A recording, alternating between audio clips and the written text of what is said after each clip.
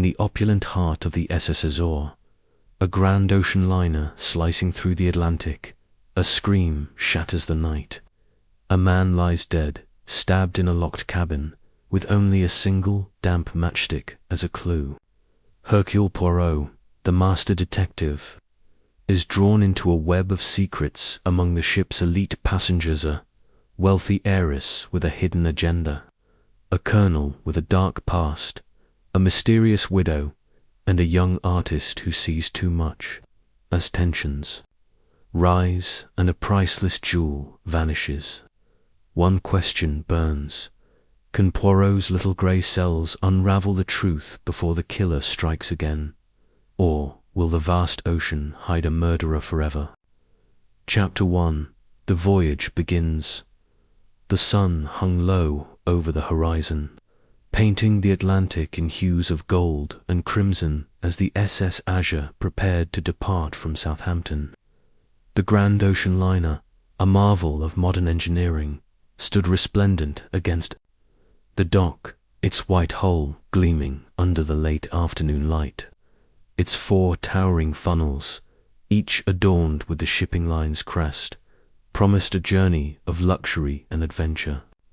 For Hercule Poirot, the diminutive Belgian detective with a penchant for order and a moustache as immaculate as his reputation, this voyage was to be a rare respite from the demands of his profession.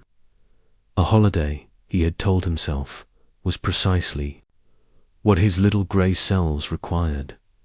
Poirot stood at the gangway, his gloved hands resting lightly on the polished railing, observing the bustle of passengers and crew with a keen eye. His black patent leather shoes shone as brightly as the brass fittings around him, and his neatly tailored suit, complete with a bow tie and a pocket square, spoke of a man who valued precision in all things. The air was thick with anticipation, the scent of salt water mingling with the perfume of wealth and the faint tang of engine oil. Porters scurried about, hauling trunks and valises, while passengers exchanged farewells or marvelled at the ship's grandeur. Poirot's lips curved into a faint smile. Even on holiday, the human drama was impossible to ignore. Mon Dieu, he murmured to himself, adjusting his hat. The world, it is a stage, and here we have a cast most intriguing. The SS Azure was no ordinary vessel, at 900 feet long, with a capacity for 1,500 passengers and a crew of 700. It was a floating palace, boasting ballrooms, a gymnasium, a library, and cabins that rivaled the finest hotels in Paris or London. Its maiden voyage to New York had drawn a glittering array of passengers, aristocrats, industrialists, artists, and adventurers, each with their own stories to tell. Poirot, ever the observer, catalogued them as they boarded, his mind already, weaving patterns from their glances, gestures, and overheard snippets of conversation. Among the first to catch his eye was Lady Eleanor Wentworth, a woman whose wealth was as renowned as her beauty. She swept up the gangway in a fur-trimmed coat, her auburn hair pinned elegantly beneath a wide-brimmed hat. At her side was a man Poirot presumed to be her secretary, a thin, bespectacled figure named Mr. Harold Grayson. Grayson carried a leather portfolio under one arm, his expression one of harried efficiency as he trailed Lady Eleanor, who issued instructions in a crisp, commanding tone. Poirot noted the slight tension in Grayson's shoulders, the way his eyes darted nervously when Lady Eleanor turned away. A man under pressure, Poirot thought, but from what source? Next came Colonel Reginald Thorne, a retired military man whose booming voice carried across the deck. His ruddy face and bristling moustache suggested a life of command, yet there was a hardness in his eyes that spoke of battles fought beyond the battlefield. He was accompanied by a young valet who struggled under the weight of several bags. Earning a sharp rebuke from the colonel, Poirot's gaze lingered on Thorne, sensing a man accustomed to control. Perhaps too much so. A third figure drew his attention. A woman dressed in widow's black, her face partially veiled. She moved with a quiet grace, her steps measured, as if each one required deliberation. The other passengers gave her a wide berth, perhaps out of respect for her mourning or unease at her sombre presence. Poirot, however, was intrigued. Madame Dubois, he overheard a steward call her, and he noted the faint French accent in her brief reply. Her hands, gloved in black lace, clutched a small reticule, and Poirot wondered what secrets it might contain. Then there was the young artist, Mr. Julian Marsh, whose bohemian attire loose scarf, paint-stained fingers stood in stark contrast to the polished elegance around him. He carried a sketchbook and a small easel, his eyes bright with the enthusiasm of youth. As he boarded, he paused to sketch the ship's silhouette against the sunset, oblivious to the porter who nearly tripped over his outstretched leg. Poirot smiled. An artist sees the world differently, he mused. But what does he see that others do not? The final passenger to catch Poirot's eye was a man who seemed to blend into the background, his nondescript suit and unremarkable features making him almost invisible. Yet Poirot's trained eye caught the way he lingered near the others, listening without appearing to listen. A journalist, perhaps, or something more. Poirot filed him away as l'homme ordinaire, ordinary man, knowing that such figures often proved the most interesting. As the ship's whistle sounded, a deep, resonant note that vibrated through the deck. The SS Azure began to move, its engines humming with restrained power. Poirot made his way to his cabin, a first-class suite on the promenade deck, its walls panelled in polished oak and its furnishings plush with velvet. He unpacked with meticulous care, arranging his toiletries in precise rows and hanging his suits with the precision of a military drill. Satisfied, he ventured to the grand dining saloon for the evening's welcome dinner, eager to observe his fellow passengers in a more formal setting. The dining saloon was a spectacle of opulence, its crystal chandeliers casting prisms of light across tables set with fine china and silver. A string quartet played softly in the corner, their melodies weaving through the murmur of conversation. Poirot, seated at a table near the centre, had a clear view of the room. Lady Eleanor held court at a nearby table, her laughter bright but her eyes guarded as she spoke with Grayson, who scribbled notes in his portfolio. The Colonel, seated with a group of businessmen, dominated the conversation with tales of his military exploits, while Madame Dubois sat alone, her meal untouched, her gaze fixed on some distant point. Julian Marsh, meanwhile, sketched furiously, his pencil darting across the page as he captured the scene. Poirot's attention was drawn to a heated exchange between Lady Eleanor and Grayson. Though their voices were low, the tension was palpable. "You will do as I say, Harold," Lady Eleanor said sharply, her fingers tightening around her wine-glass. Grayson's reply was inaudible, but his face flushed, and he pushed his glasses up his nose with a trembling hand.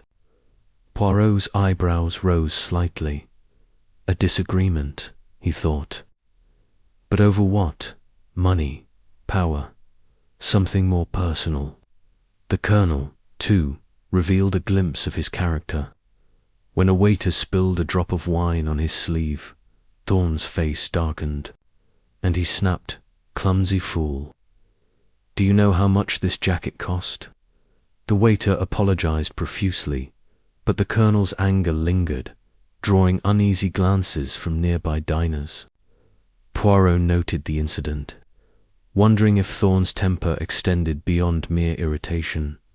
Madame Dubois, meanwhile, remained an enigma. She declined offers to join other tables, her responses polite but curt. When a young woman complimented her, broached a silver piece shaped like a crescent moonshade, touched it briefly, as if it held some deeper significance, and murmured a thank you before retreating into silence. Poirot's curiosity deepened.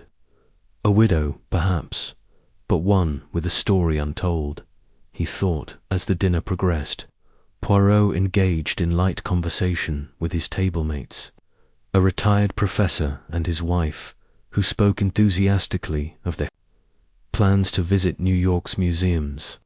Yet his mind remained on the passengers he had observed, their interactions forming a tapestry of motives and secrets.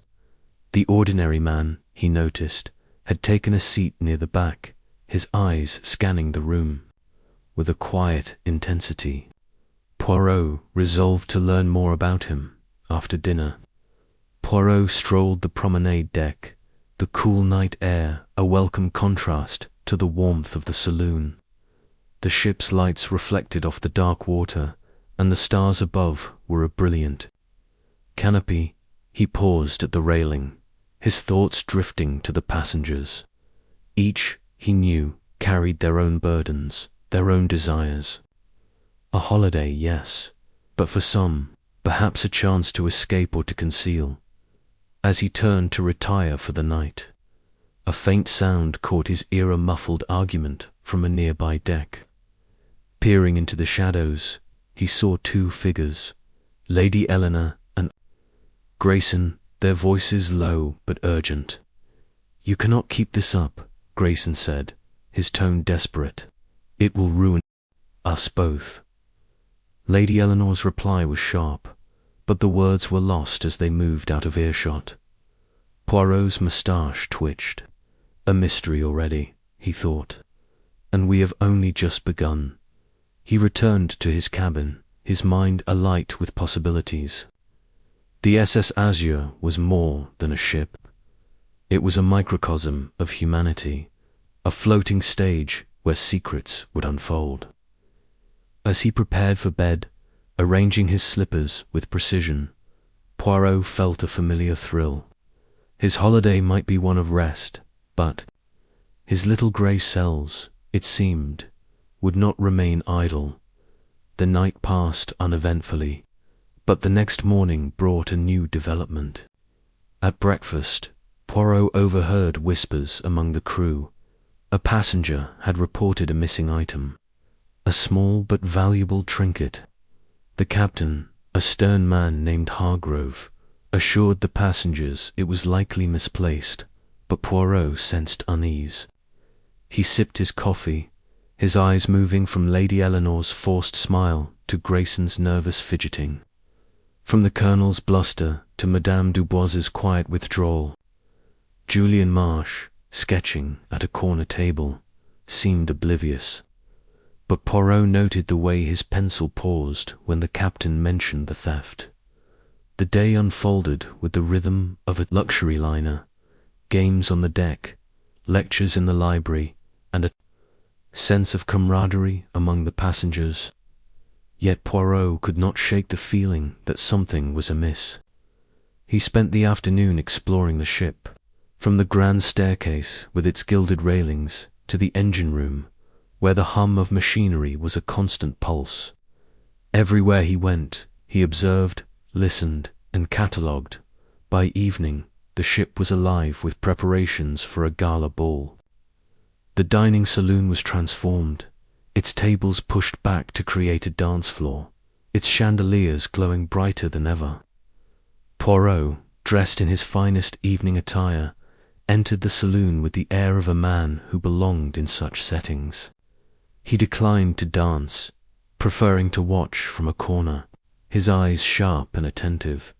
Lady Eleanor was the centre of attention, her emerald gown catching the light as she moved from partner to partner. Grayson, however, was absent, and Poirot noted the whispers among the passengers. "He's unwell," Lady Eleanor said airily when asked, but her smile was strained. The Colonel, meanwhile, danced with a vigor that belied his age, his laughter loud but his eyes cold. Madame Dubois did not dance, sitting instead with a glass of champagne she barely touched. Julian Marsh sketched the dancers, his pencil capturing their movements with uncanny precision. As the evening drew to a close, Poirot's thoughts returned to the argument he had overheard. He approached Lady Eleanor, offering a polite compliment on her gown. "And your secretary, Monsieur Grayson, he is not joining us tonight?" he asked, his tone light but probing. Lady Eleanor's smile faltered. "He's indisposed," she said curtly. "A touch of seasickness, I expect." Poirot nodded, his expression neutral. "Beans, sir. The sea, it can unsettle even the strongest of us." But as he turned away, his mind was racing. Seasickness, perhaps, but Poirot suspected something more. The SS Azure was a ship of secrets, and he sensed that one of them was about to unravel. The night ended with a final waltz, the passengers dispersing to their cabins under the watchful eyes of the crew. Poirot lingered on the deck, the stars above a silent witness to his thoughts. The voyage had only just begun, but already the threads of a mystery were forming. The tiny clue, whatever it might be, was out there, waiting for his little grey cells to uncover it as he retired to his cabin. The ship's gentle rocking a lullaby, Poirot felt a quiet satisfaction. A holiday, yes, but also an opportunity. For Hercule Poirot, there was no greater pleasure than the pursuit of truth, and the SS Azure promised to be a most fascinating stage. Chapter 2. A shadow of suspicion. The grand dining hall of the SS Azure gleamed under the soft glow of crystal chandeliers, their prisms scattering light across the polished mahogany tables. The air was thick with the clink of fine china, the murmur of conversation, and the faint strains of a string quartet playing a waltz in the corner. Hercule Poirot, seated at a small table near the edge of the room, adjusted his impeccable black tie and surveyed the scene with his characteristic precision. His small, fastidious hands rested lightly on the tablecloth, and his sharp, green eyes darted from face to face, taking in every detail of the eclectic gathering of passengers aboard the luxurious ocean liner. The SS Azure, a marvel of modern engineering, was a floating palace, its opulent interiors rivaling the grandest hotels of Paris or London. The dining hall alone could seat 200. Its walls adorned with gilded panels and mirrors that reflected the elegance of the passengers. Tonight, the room was alive with the buzz of the first formal dinner of the voyage, a spectacle of wealth, status, and hidden tensions. Poirot, ever the observer of human nature, found himself intrigued by the undercurrents rippling beneath the polished surface at the captain's table. A few paces from Poirot's own sat Lady Eleanor Wentworth, the wealthy heiress whose name had graced the society pages of every major newspaper from London to New York. Her auburn hair was swept into an elegant chignon, and her emerald gown shimmered under the lights, drawing every eye in the room. Yet Poirot noted her smile was strained, her fingers toying nervously with the stem of her wine-glass. Beside her sat her secretary, Mr. Edward Grayson, a man of perhaps 35, with a lean, angular face and dark eyes that seemed to take in everything and reveal nothing.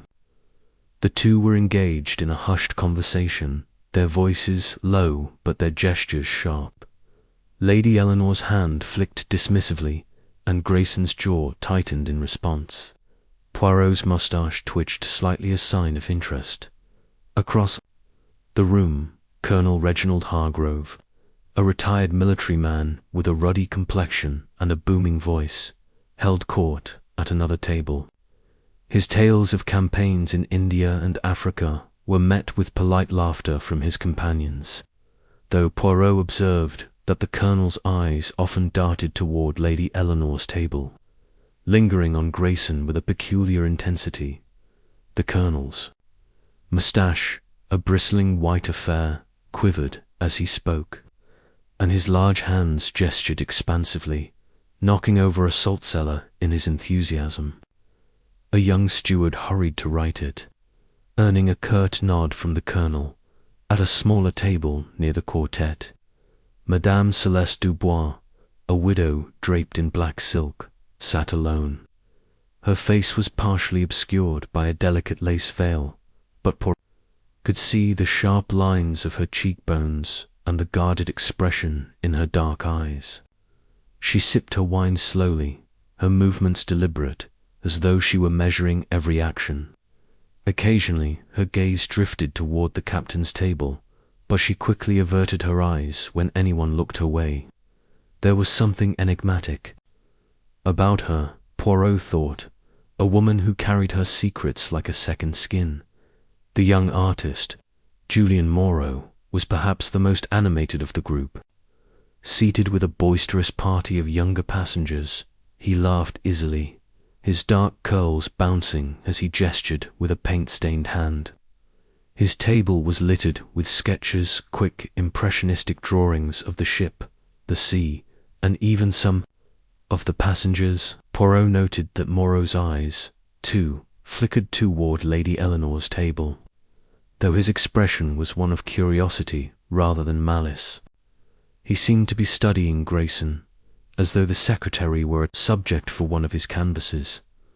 The rest of the dining hall was filled with a colourful assortment of passengers, a boisterous American industrialist and his wife, a quiet German professor, a pair of giggling debutantes, and a deer-faced clergyman who seemed out of place amid the revelry. The crew, too, was ever present, moving silently among the tables, their white uniforms crisp and their faces carefully neutral. Yet Poirot sensed a tension among them as well, a subtle unease that mirrored the passengers' own dot as the first course consomme with a delicate garnish of chives was served. Poirot leaned back in his chair, his mind already cataloguing the interactions he had observed. The SS Azure, for all its grandeur, was a microcosm of human nature, and Poirot knew that beneath the glittering surface, secrets were brewing. He sipped his wine, a fine Bordeaux, and allowed his thoughts to wander, piecing together the fragments of what he had seen. The dinner progressed through its lavish courses: poached salmon with dill sauce, roast pheasant with truffle stuffing, and a sorbet to cleanse the palate. The quartet shifted to a livelier tune, and a few couples rose to dance, their laughter mingling with the music. Lady Eleanor, however, remained seated, her conversation with Grayson growing more heated. Poirot strained to catch their words, but the distance and the noise of the room made it impossible. He noted, however, that Grayson's hand gripped the edge of the table, his knuckles white, while Lady Eleanor's eyes flashed with anger. Mon Dieu, Poirot murmured to himself. There is a drama unfolding here, n'est-ce pas? He turned his attention to the Colonel, who had just launched into another anecdote, this one about a tiger hunt in Bengal. The man's voice carried across the room, drawing amused glances from nearby tables. Yet Poirot noticed the Colonel's eyes were not entirely focused on his audience.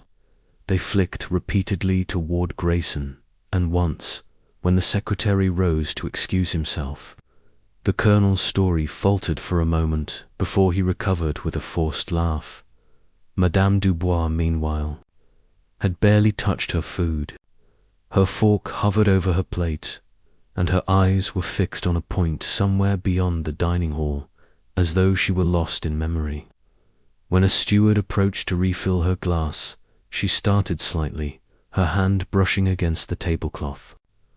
Poirot's keen eyes caught the movement, a nervous gesture, perhaps, or something more. Julian Moreau, ever the artist, had produced a sketchbook and was now scribbling furiously, his pencil flying across the page. Poirot craned his neck slightly and caught a glimpse of the drawing, a quick study of Lady Eleanor, her profile sharp against the soft glow of the chandelier. The artist's talent was undeniable, but there was something almost invasive in his focus, as though he was searching for something in his subjects beyond their physical forms. As the dessert course, creme brulee with a perfectly caramelized crust was served, the captain, a broad-shouldered man with a neatly trimmed beard, rose to address the room. His voice was warm but authoritative, and the chatter died down as he spoke. "Ladies and gentlemen," he began, "I trust you are enjoying the hospitality of the SS Azure. We are but one day into our journey across the Atlantic, and I assure you, the days ahead will be filled with delights. Tonight, let us toast to new friendships, new adventures, and the beauty of the sea." The passengers raised their glasses, and a chorus of "Hear, hear" filled the room. Poirot joined in, though his eyes never left the faces around him. The captain's words were gracious, but Poirot sensed a faint strain in his demeanor, as though he, too, were aware of the undercurrents among his passengers. As the dinner drew to a close, Poirot rose from his table and made his way toward the promenade deck, seeking the cool night air. The dining hall had grown stifling, not from the temperature, but from the weight of unspoken tensions. He stepped onto the deck, where the stars glittered above the inky expanse of the ocean, and lit a cigarette, rare indulgence for the detective. The sea was calm, the ship's engines a low hum beneath his feet. But Poirot's mind was far from tranquil. He replayed the evening's observations in his mind, his little grey cells already at work. Lady Eleanor and Grayson's argument, what was its cause? A lover's quarrel, perhaps, or something more professional. The Colonel's fixation on Grayson, was it mere dislike, or did it hint at a deeper connection?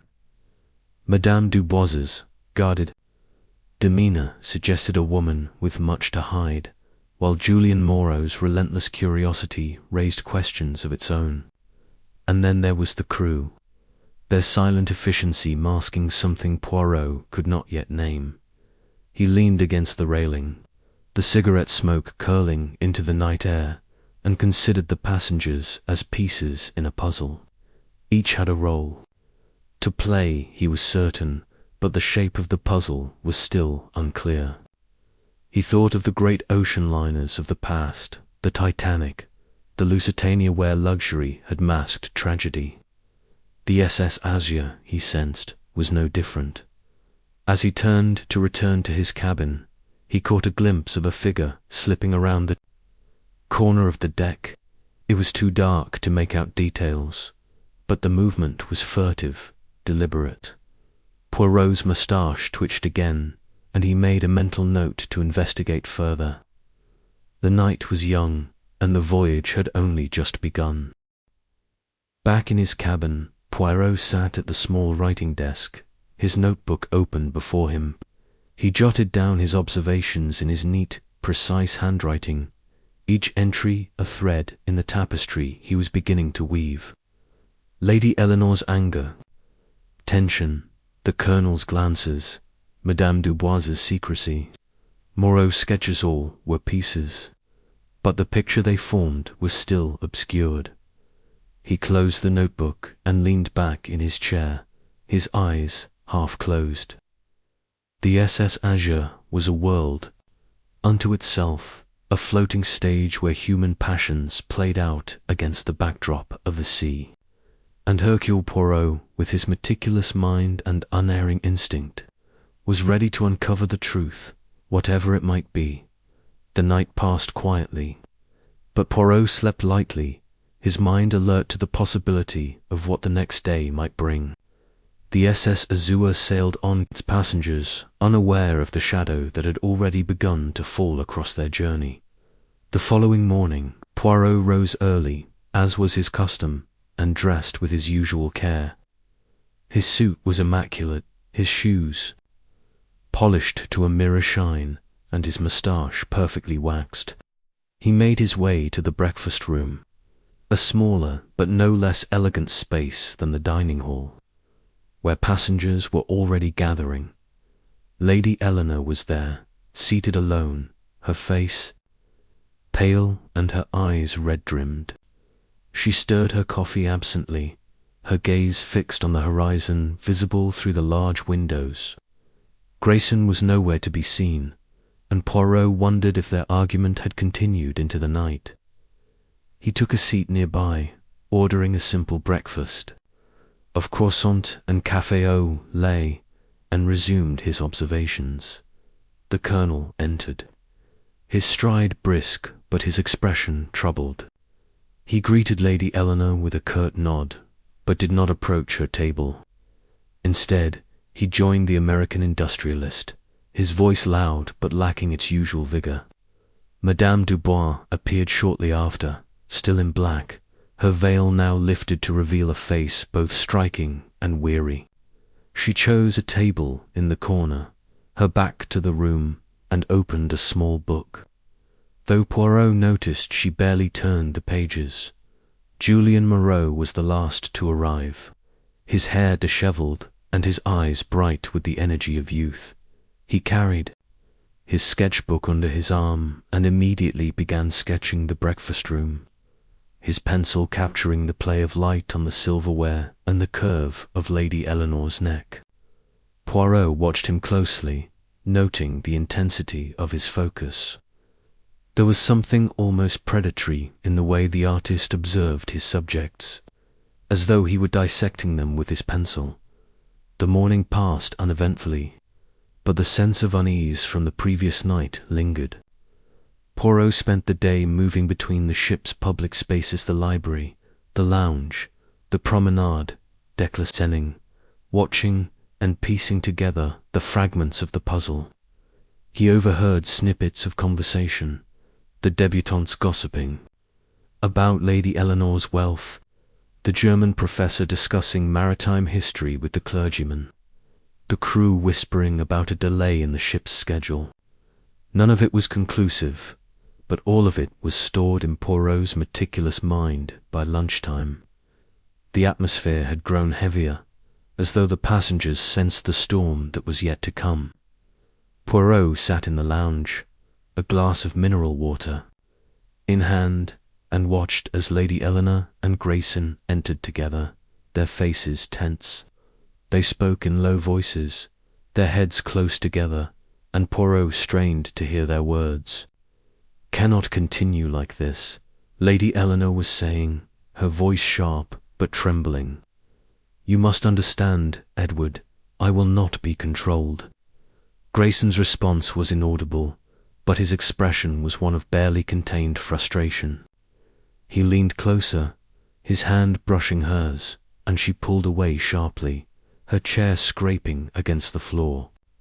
The other passengers glanced over, then quickly looked away, as though embarrassed to witness the scene. Poirot's eyes narrowed. There was a story here, a complex web of motives and emotions, and he was determined to unravel it. He rose from his seat and approached their table, his manner polite but purposeful. "Pardon me, Lady Eleanor, Mr. Grayson," he said, bowing slightly. "I could not help but overhear a certain tension in your conversation. I am Hercule Poirot, and it is my habit to notice such things. May I be of assistance?" Lady Eleanor's eyes widened, and for a moment she seemed on the verge of speaking. But Grayson cut in, his voice smooth but edged with irritation. "This is a private matter, Mr. Poirot. I'm sure you understand." "Of course," Poirot said, his smile unwavering. "But I find that private matters, on a ship such as this, often have a way of becoming public." I wish only to offer my services should they be needed." He bowed again and returned to his seat, but not before noting the flush in Lady Eleanor's cheeks and the hard set of Grayson's jaw. There was more to this than a simple disagreement, he was certain. The afternoon brought a change in the weather, the sky darkening as clouds gathered on the horizon. The sea, so calm the previous night, began to churn, and the ship rocked gently beneath the passengers' feet. Poirot, undeterred by the motion, continued his rounds, his mind working tirelessly. He spoke briefly with the captain, who seemed distracted, and with a steward who mentioned that Grayson had been seen pacing the deck late the previous night. As evening approached, Poirot returned to the dining hall, where the second formal dinner was to take place. The room was as splendid as the night before, but the mood was noticeably subdued. The passengers spoke in hushed tones, and the quartet's music seemed to carry a mournful note. Poirot took his usual seat, his eyes scanning the room for any new developments. Lady Eleanor and Grayson were once again at the captain's table, but they sat apart, their silence palpable. The colonel was quieter tonight, his stories replaced by a brooding expression. Madame Dubois, still in her black silk, seemed more withdrawn than ever, her veil once again obscuring her face. Julian Moreau, however, was as lively as before, his sketchbook open and his pencil moving rapidly. Poirot caught a glimpse of his latest drawing, a sketch of Grayson, his face shadowed and his eyes intense. As the first course was served, Poirot leaned back, his mind racing. The pieces of the puzzle were beginning to take shape, but they were still incomplete. He thought of the damp matchstick that would later become the key to the mystery, though he did not yet know its significance. For now, it was merely a shadow. In his mind, a hint of the truth that lay ahead. The dinner progressed, and the tension in the room grew. Poirot watched as Lady Eleanor pushed her plate away, untouched, and as Grayson's hand trembled slightly as he reached for his glass. The colonel's eyes were fixed on the table, and Madame Dubois's veil seemed to quiver with every breath. Julian Moreau, oblivious to the atmosphere, continued to sketch, his laughter ringing out occasionally. And then, as the clock struck midnight, a scream pierced the night, shattering the fragile calm of the SS Azure. The dining hall fell silent, and Poirot's eyes snapped to the source of the sound. It had come from the direction of the cabins, and he knew, with the certainty of a man who had seen too many tragedies, that the shadow of suspicion had just deepened into something far more sinister. He rose from his seat, his movements calm, but purposeful, and made his way toward the sound. The other passengers followed, their faces a mixture of curiosity and dread. The SS Azure, for all its beauty, was about to reveal its darker side, and Hercule Poirot was ready to face it. Chapter 3. The Scream in the Night. The SS Azure glided through the inky blackness of the Atlantic, its decks bathed in the soft glow of electric lights that flickered like stars against the endless night. The ship, a marvel of modern engineering, hummed with the quiet confidence of a vessel that had conquered the seas countless times. Its passengers, however, were not so serene. Beneath the veneer of elegance and leisure, a subtle current of unease rippled through the grand salons and narrow corridors. Hercule Poirot, the famed Belgian detective, had sensed it from the moment he stepped aboard. His holiday, meant to be a respite from the complexities of crime, was proving anything but restful. It was well past midnight when the scream shattered the stillness, high-pitched and raw. It cut through the low murmur of the ship's engines and the distant lapping of waves against the hull. Poirot, who had been reclining in his cabin with a glass of cognac and a well-worn copy of Candide sat bolt upright.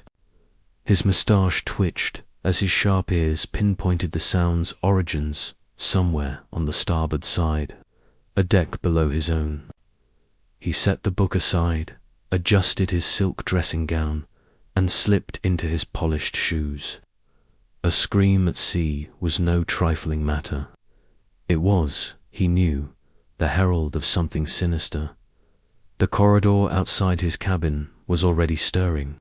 A few passengers, bleary-eyed and clad in nightclothes, poked their heads out of their doors, their faces a mixture of curiosity and alarm. Poirot moved swiftly, his small frame belying the purpose in his stride. He descended the grand staircase to the bedeck, where the scream had originated, his mind already cataloguing the possibilities. A lover's quarrel, a nightmare, or something far graver. His instincts, honed by years of unravelling human deceit, leaned toward the latter. The source of the commotion was cabin B-17, one of the deluxe suites reserved for the ship's wealthier passengers. A small crowd had gathered outside the door, a steward in a crisp white uniform, a woman in a fur-trimmed robe clutching a handkerchief, and the ship's first officer, Mr. Hargrove, whose stern face was pale under the electric lights. The door to the cabin was ajar, and from within came the low murmur of voices. "Monsieur Hargrove exclaimed, spotting the detective. His relief was palpable. "Thank heavens you're here. We have a situation." Poirot raised an eyebrow, his green eyes glinting with curiosity. "A situation, you say? Permit me to see for myself." Hargrove hesitated, then nodded, stepping aside to allow Poirot entry. The cabin was spacious, its walls adorned with polished mahogany and gilded mirrors. A four-poster bed dominated one side, its silk sheets in disarray. On the floor, near the foot of the bed, lay the body of a man. Poirot recognized him immediately. Mr. Arthur Grayson, the secretive secretary to Lady Eleanor Hawthorne, the heiress whose wealth and charm had been the talk of the ship. Grayson's lifeless form was sprawled on the plush carpet, his eyes staring blankly at the ceiling. A dark stain spread across his chest, where a dagger had been plunged deep into his heart. Poirot knelt beside the body, his movements precise and deliberate. He noted the position of the limb's arms flung outward, as if Grayson had been caught off guard. The dagger, still embedded in the wound, was an ornate piece, its handle encrusted with what appeared to be mother-of-pearl. The blade was short but wickedly sharp, designed for precision rather than brute force. Poirot's gaze swept the room, taking in every detail.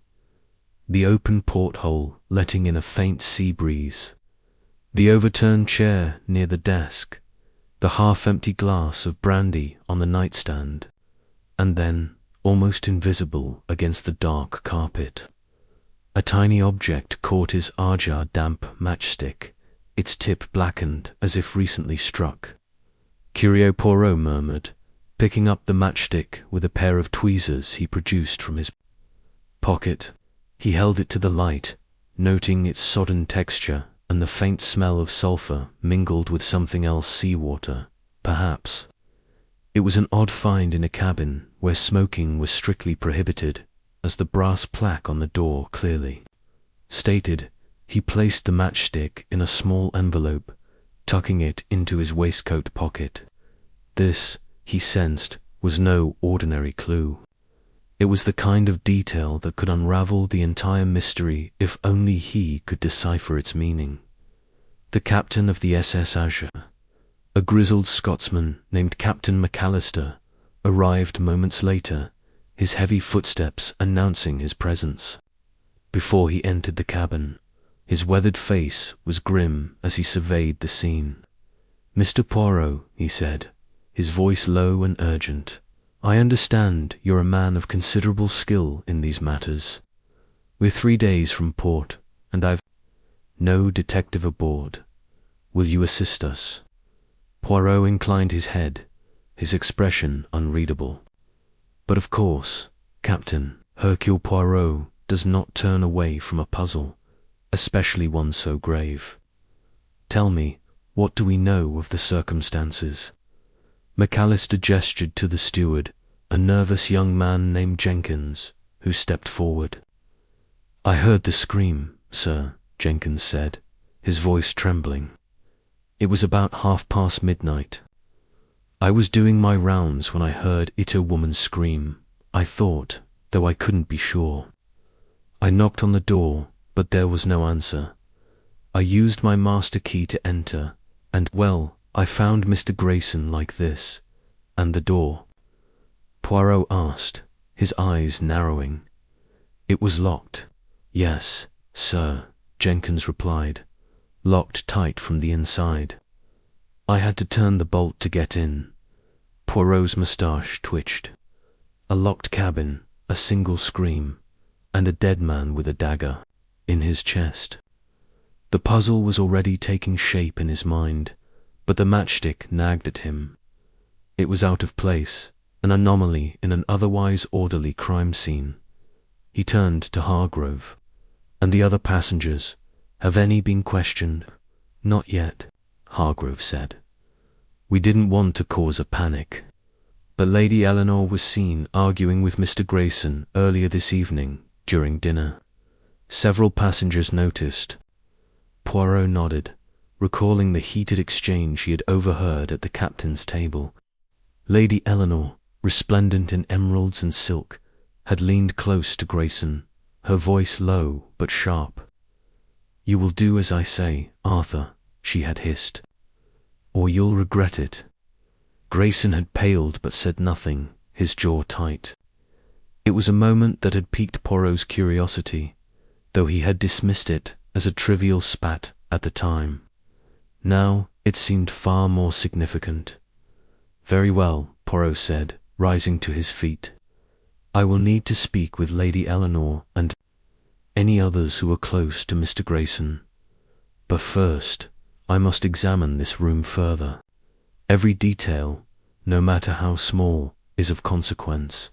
The captain and Hargrove exchanged a glance, then nodded. "You have full authority, Mr. Poirot," McAllister said. "The crew will assist you in any way you need." Poirot spent the next hour meticulously inspecting the cabin. He examined the porthole, noting its position above the waterline and the faint salt residue on its rim. The overturned chair suggested a struggle, but the rest of the room was oddly undisturbed, no signs of a forced entry or a frantic search. The brandy glass on the nightstand bore Grayson's fingerprints, but no others, suggesting he had poured it himself. The dagger, however, was clean of prints, as if the killer had taken care to wipe it down. The matchstick remained the most perplexing detail. Poirot held it up again, turning it over in the light. It was a common wooden match, the kind used to light cigars or lanterns, but its dampness suggested it had been exposed to moisture recently, perhaps dropped on the deck before being brought into the cabin. But why, and by whom? The non-smoking rule in the deluxe cabins made its presence all the more curious. Had the killer carried it in unknowingly, perhaps caught in the cuff of a trouser or the hem of a dress? Or was it a deliberate plant meant to mislead? As dawn approached, Poirot left the cabin, instructing the steward to seal it until further notice. The ship was waking now, the first rays of sunlight glinting off the waves outside. Passengers would soon be whispering about the tragedy, their curiosity tinged with fear. Poirot knew he had little time before rumours spread and alibis hardened. He returned to his own cabin to change into his day suit, his mind racing with possibilities. The scream, the locked door, the dagger, the matchstick, each was a piece of the puzzle, but the picture they formed was still obscured. He sat at his small desk, jotting notes in his precise, elegant handwriting. Victim, Arthur Grayson, male, approximately 35, secretary to Lady Eleanor Hawthorne, cause of death, single stab wound to the heart. Time of death, estimated between midnight and 12:30 a.m., based on body temperature and rigor. Clue, 1 damp. Matchstick, found near body. Significance, unknown. He paused, tapping his pen against the paper. The matchstick was the key, he was certain of it, but its meaning eluded him, like a word on the tip of the tongue. Poirot's thoughts were interrupted by a knock at the door. It was Jenkins, the steward, looking even more anxious than before. "Mr. Poirot, sir," he said, "the captain requests your presence in the dining saloon. Lady Eleanor is there, and, well, she's demanding to know what's happened. She's causing quite a scene." Poirot sighed, closing his notebook. "Very well, Jenkins, lead the way." The dining saloon was a grand space, its crystal chandeliers sparkling in the morning light. Lady Eleanor Hawthorne stood at the centre, her auburn hair swept up in an elegant chignon, her emerald green dress a stark contrast to the pallor of her face. Around her, other passengers lingered, their breakfasts forgotten as they watched the unfolding drama. The retired colonel, Sir Reginald Blake, sat at a nearby table, his moustache bristling as he muttered about disgraceful behaviour. Madame Dubois, the mysterious widow, hovered near the edge of the room, her dark eyes darting between Poirot and Lady Eleanor. The young artist, Julian Moreau, leaned against a pillar, sketching idly in a leather-bound book, his expression unreadable. "Mr. Poirot," Lady Eleanor exclaimed as he entered, her voice sharp with indignation. "What is the meaning of this? I've been told Arthur is dead, my lord, and now I hear you're poking about his cabin like some common policeman. I demand an explanation." Poirot bowed slightly, his demeanour calm but firm. "Madame, I am assisting the captain in this unfortunate matter. Mr. Grayson was indeed found dead, and I am tasked with discovering the truth. Perhaps you would be so kind as to answer a few questions." Lady Eleanor's eyes narrowed, but she nodded, gesturing to a nearby table. "Very well, but I warn you, Mr. Poirot, I will not be treated as a suspect." Poirot smiled faintly, his eyes never leaving hers. "Of course, madame. Let us begin with the events of last evening. I understand you and Mr. Grayson had a disagreement. During dinner, may I know the nature of it?" Lady Eleanor hesitated, her fingers tightening around her handbag. "It was a private matter," she said at last. "Arthur was my secretary, but he was overstepping his bounds. He had ideas above his station, making demands about my business affairs. I told him to know his place, and after dinner, Poirot pressed, 'Where were you between midnight and 1 o'clock?' "I was in my cabin," she replied quickly. "I retired early, as I had a headache. My maid, Clara, can confirm it." Poirot made a mental note to speak with Clara. "And did you hear the scream that woke the ship?" Lady Eleanor shook her head.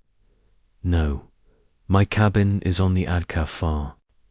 From Mr. Grayson's I slept through the night." Poirot nodded, his expression neutral. "Mercy, madame. I may have further questions later." As Lady Eleanor swept away, Poirot's gaze shifted to the other passengers. Sir Reginald was watching him closely, his military bearing rigid. Madame Dubois had slipped out of the saloon, her departure unnoticed by most. Julian Moreau continued sketching, but Poirot caught the faintest flicker of a smile on his lips. The detective's instincts told him that each of these people held a piece of the truth, and that the damp matchstick would lead him to it. Over the next few hours, Poirot conducted interviews with the crew and other passengers. The steward, Jenkins, confirmed that the scream had come from the direction of Grayson's cabin, though he admitted he couldn't be certain if it was a woman's voice. The ship's purser, a meticulous man named Mr. Langley, provided a list of passengers who had interacted with Grayson during the voyage. It included Lady Eleanor, Sir Reginald, Madame Dubois, and Julian Moreau, as well as a few others. A boisterous American businessman named Mr. Coldwell, who had played cards with Grayson the previous night, and a quiet governess, Miss Thompson, who had been seen speaking with him on the promenade. Each interview added a layer to the mystery. Mr. Caldwell claimed Grayson had been in good spirits, though he'd seemed distracted during their card game. Miss Thompson, nervous and soft-spoken, said she'd only exchanged pleasantries with Grayson, but her hands trembled as she spoke. Sir Reginald admitted to knowing Grayson from their military days, but insisted their interactions on the ship had been cordial. Madame Dubois, when Poirot finally tracked her down in the ship's library, was evasive, claiming she barely knew the man. The matchstick, however, remained Poirot's focus. He returned to Grayson's cabin later that day, this time with a magnifying glass and a small notebook. He examined the carpet around the body, searching for other clues that might connect to the matchstick. The faint smell of seawater lingered in his mind. Had the killer come from the deck, perhaps after a clandestine meeting? The lifeboat deck was nearby, accessible via a staircase just outside Grayson's cabin. It was a possibility worth exploring. Evening fell. The ship's atmosphere grew heavier. Passengers whispered in hushed tones, their eyes darting to Poirot whenever he passed.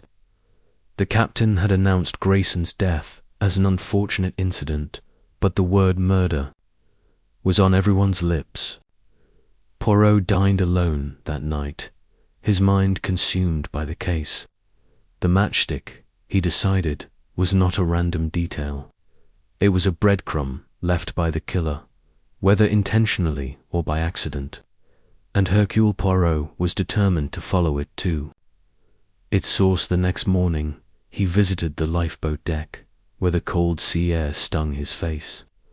The deck was deserted, save for a few crew members securing the boats against an approaching storm. Poirot examined the area carefully, noting the salt-slicked railings and the faint scuff marks on the wooden planks. He crouched near one of the lifeboats, his eyes scanning the deck for anything out of place. There, caught in a crack between two boards, was another matchstick try this time, but identical to the one in Grayson's cabin. "Mon Dieu," Poirot whispered, his heart quickening. The puzzle was beginning to take shape. The matchstick in the cabin had been damp, likely from exposure to the sea air on this very deck. Had Grayson been lured here before his death? Had the killer struck a match to light a cigarette, a lantern, or something else entirely? The possibilities swirled in Poirot's mind, each one a thread to be woven into the tapestry of truth. He returned to his cabin, his notebook now filled with diagrams and questions. The scream, the locked door, the dagger. The matchstick all pointed to a carefully planned crime, yet the killer had made one critical mistake. The matchstick was the key, and Poirot would not rest until he unlocked its secret. As the SS Azure sailed on, the detective's little grey cells worked tirelessly, piecing together the fragments of a murder that had shaken the ship to its core. Chapter 4. The locked cabin, the SS Azure, its grand silhouette cutting through the moonlit waves, was no longer a vessel of leisure but a floating enigma, its opulent corridors now shadowed by the spectre of murder. Hercule Poirot stood at the threshold of Mr. Grayson's cabin, his sharp eyes scanning the scene with meticulous care. The air was thick with the metallic temps of blood, and the faint hum of the ship's engines seemed to underscore the gravity of the moment. The cabin, modest yet tidy, was a stark contrast to the chaos it now contained. Grayson's body lay slumped on the floor, a single stab wound piercing his chest, his lifeless eyes staring at the ceiling. The door, as the ship's captain had informed Poirot, had been locked from the inside, a puzzle that intrigued the detective as much as it confounded the crew. Poirot adjusted his perfectly knotted tie, his moustache twitching slightly as he absorbed every detail. The captain, a burly man named Hargrove, stood beside him, his face pale and his hands clasped tightly behind his back. "Monsieur Poirot," Hargrove said, his voice low but urgent, "we are at sea, days from port. There's no one else on board with your expertise. I beg you to take charge of this investigation." Poirot inclined his head, his expression unreadable. Naturellement, Hercule Poirot does not turn away from a challenge, especially one so grave. But I must have complete freedom to question the passengers and crew. No one is above suspicion. Hargrove nodded, his relief palpable. "You have my full cooperation. The crew is at your disposal, and I'll ensure the passengers comply." "TRS Bean," Poirot murmured, stepping into the cabin. His polished shoes made no sound on the thick carpet as he approached the body. Grayson, the secretive secretary to Lady Eleanor, was a man of unremarkable appearance, thinning brown hair, a neatly pressed suit, and a face that, even in death, betrayed little of his inner thoughts. Poirot knelt beside him, careful not to disturb the scene. The stab wound was precise, a single thrust to the heart, suggesting a killer with confidence and perhaps some knowledge of anatomy. The blood had pooled beneath Grayson, staining the cream-coloured carpet a dark crimson. Poirot's gaze swept the room.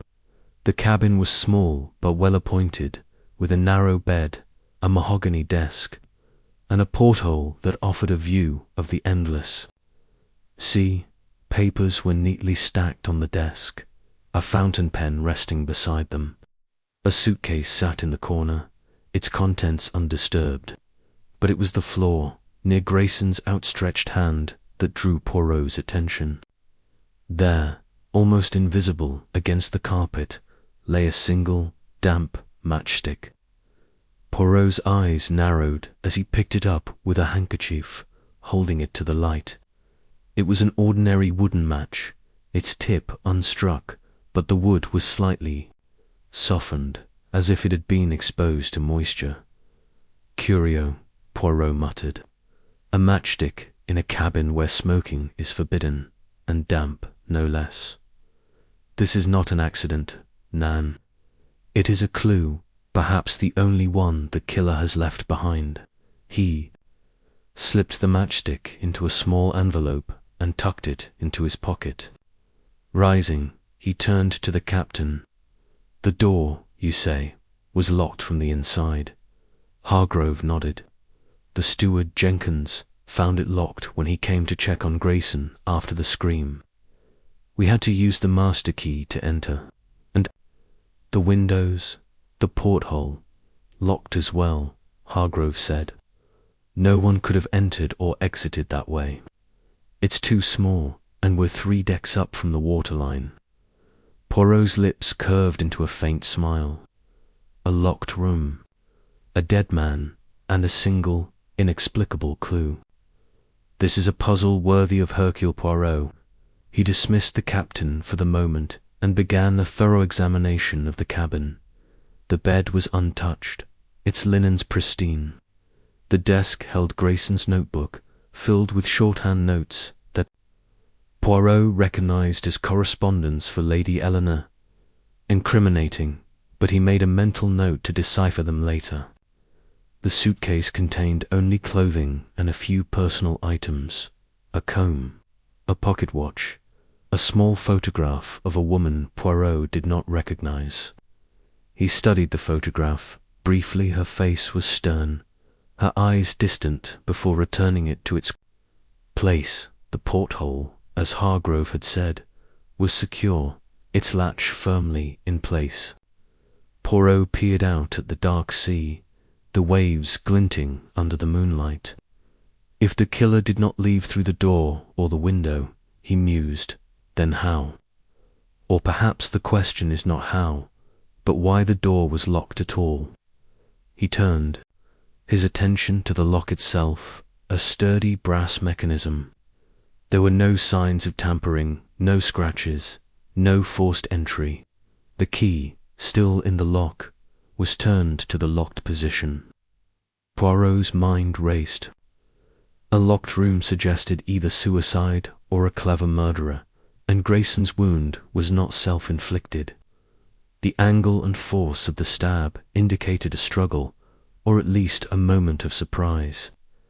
The matchstick, then, was the anomaly, the one piece that did not fit. Leaving the cabin, Poirot instructed the steward to guard the door and allow no one inside. He then made his way to the ship's dining hall, where the passengers had been gathered at the captain's request. The hall, with its crystal chandeliers and polished tick tables, was a study in contrasts to the grim task at hand. The passengers sat in uneasy clusters, their faces a mix of shock, fear, and curiosity. Lady Eleanor, resplendent in a sapphire gown, clutched a glass of wine, her knuckles white. The retired colonel, Sir Reginald Thorne, sat ramrod straight, his military bearing unshaken despite the circumstances. Madame Dubois, the mysterious widow, stared out a porthole, her black veil obscuring her expression. The young artist, Julian Marsh, sketched idly in a notebook, his eyes darting around the room. Poirot stood at the head of the room, his presence commanding silence.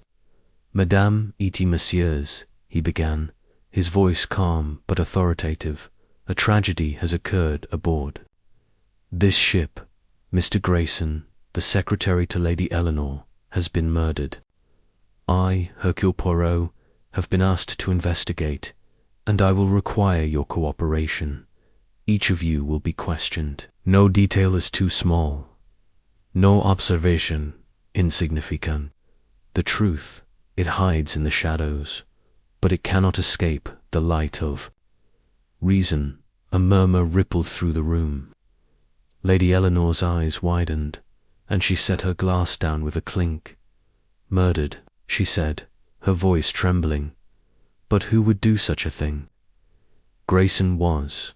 He was my trusted secretary, indeed," Madame Poirot said, his gaze steady.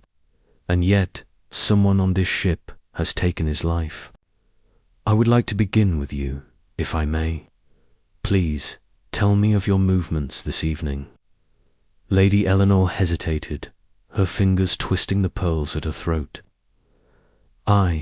I was at dinner until 10 o'clock.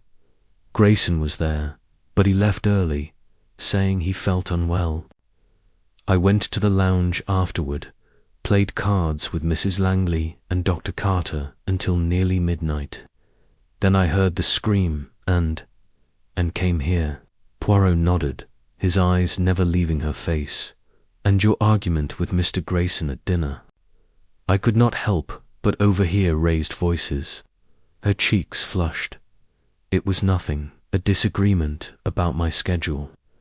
Grayson could be overbearing at times, but I had no reason to harm him."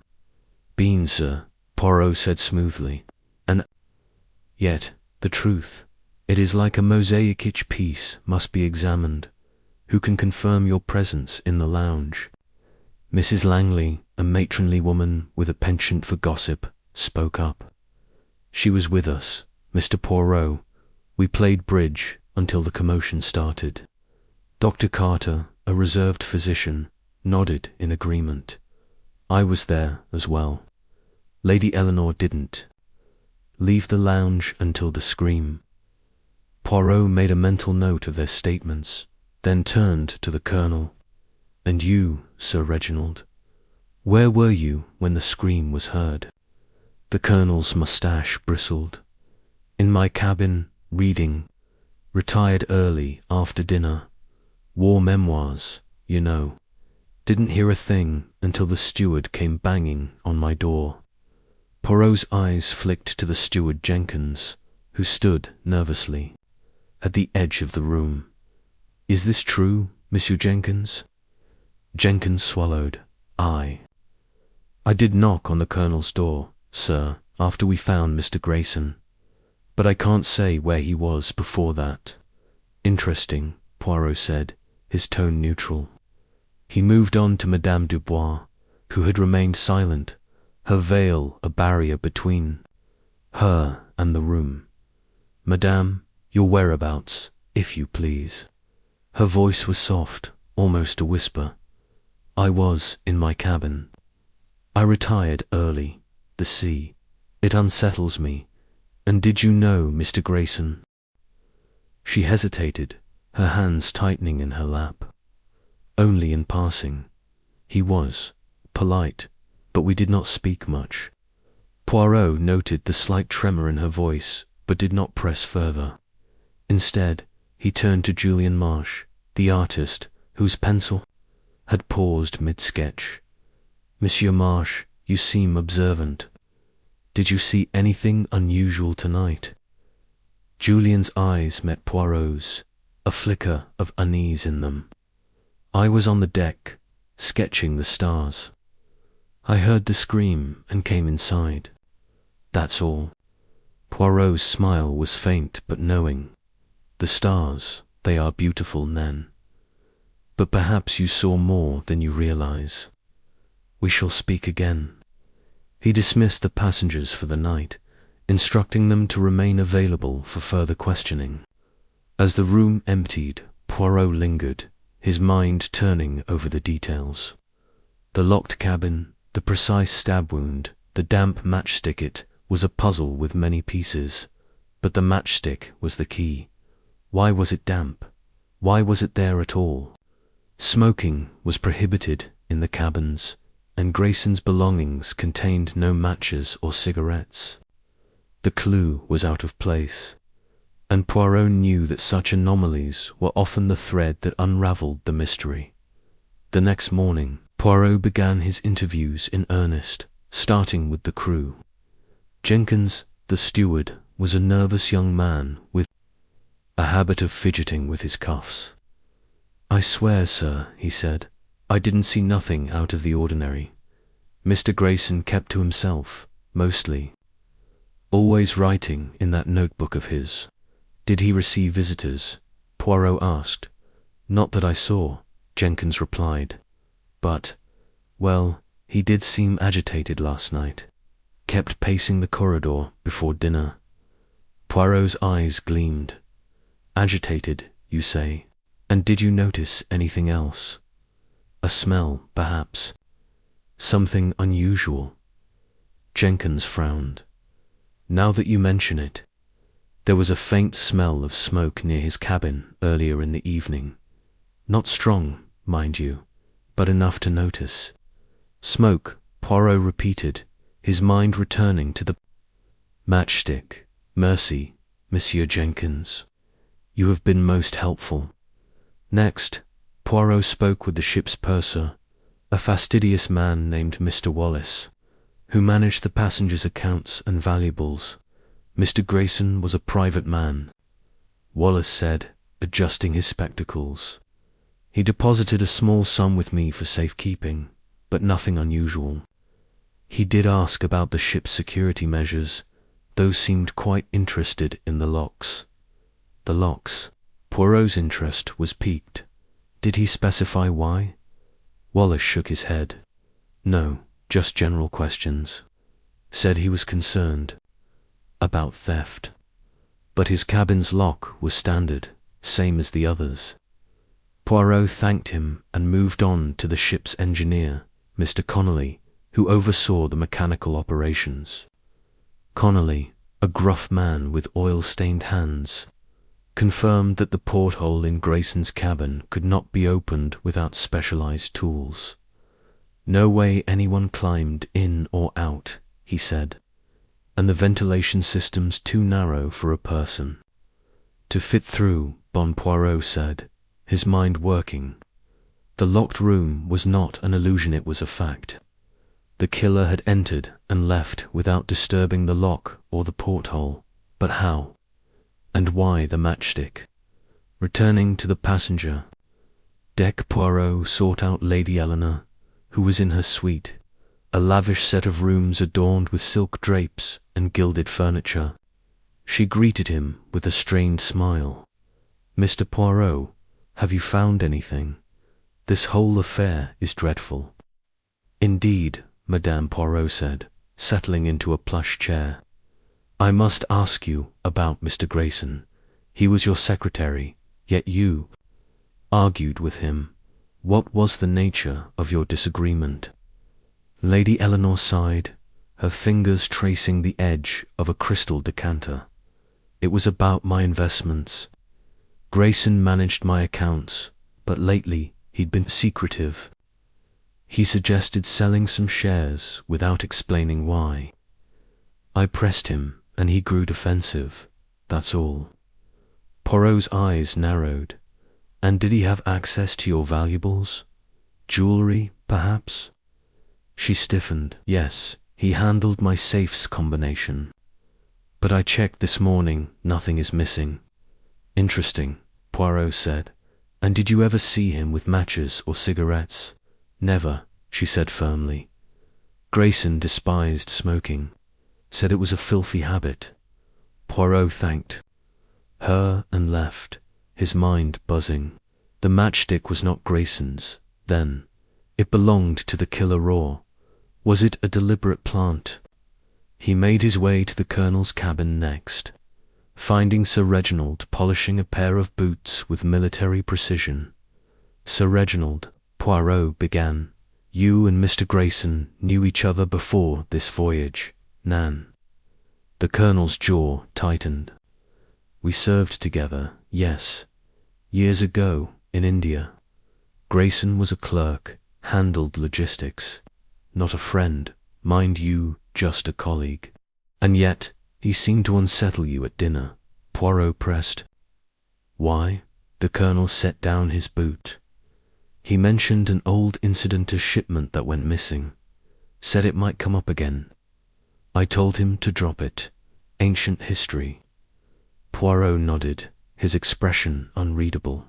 "And last night, where were you between 10 and midnight?" "As I said, in my cabin.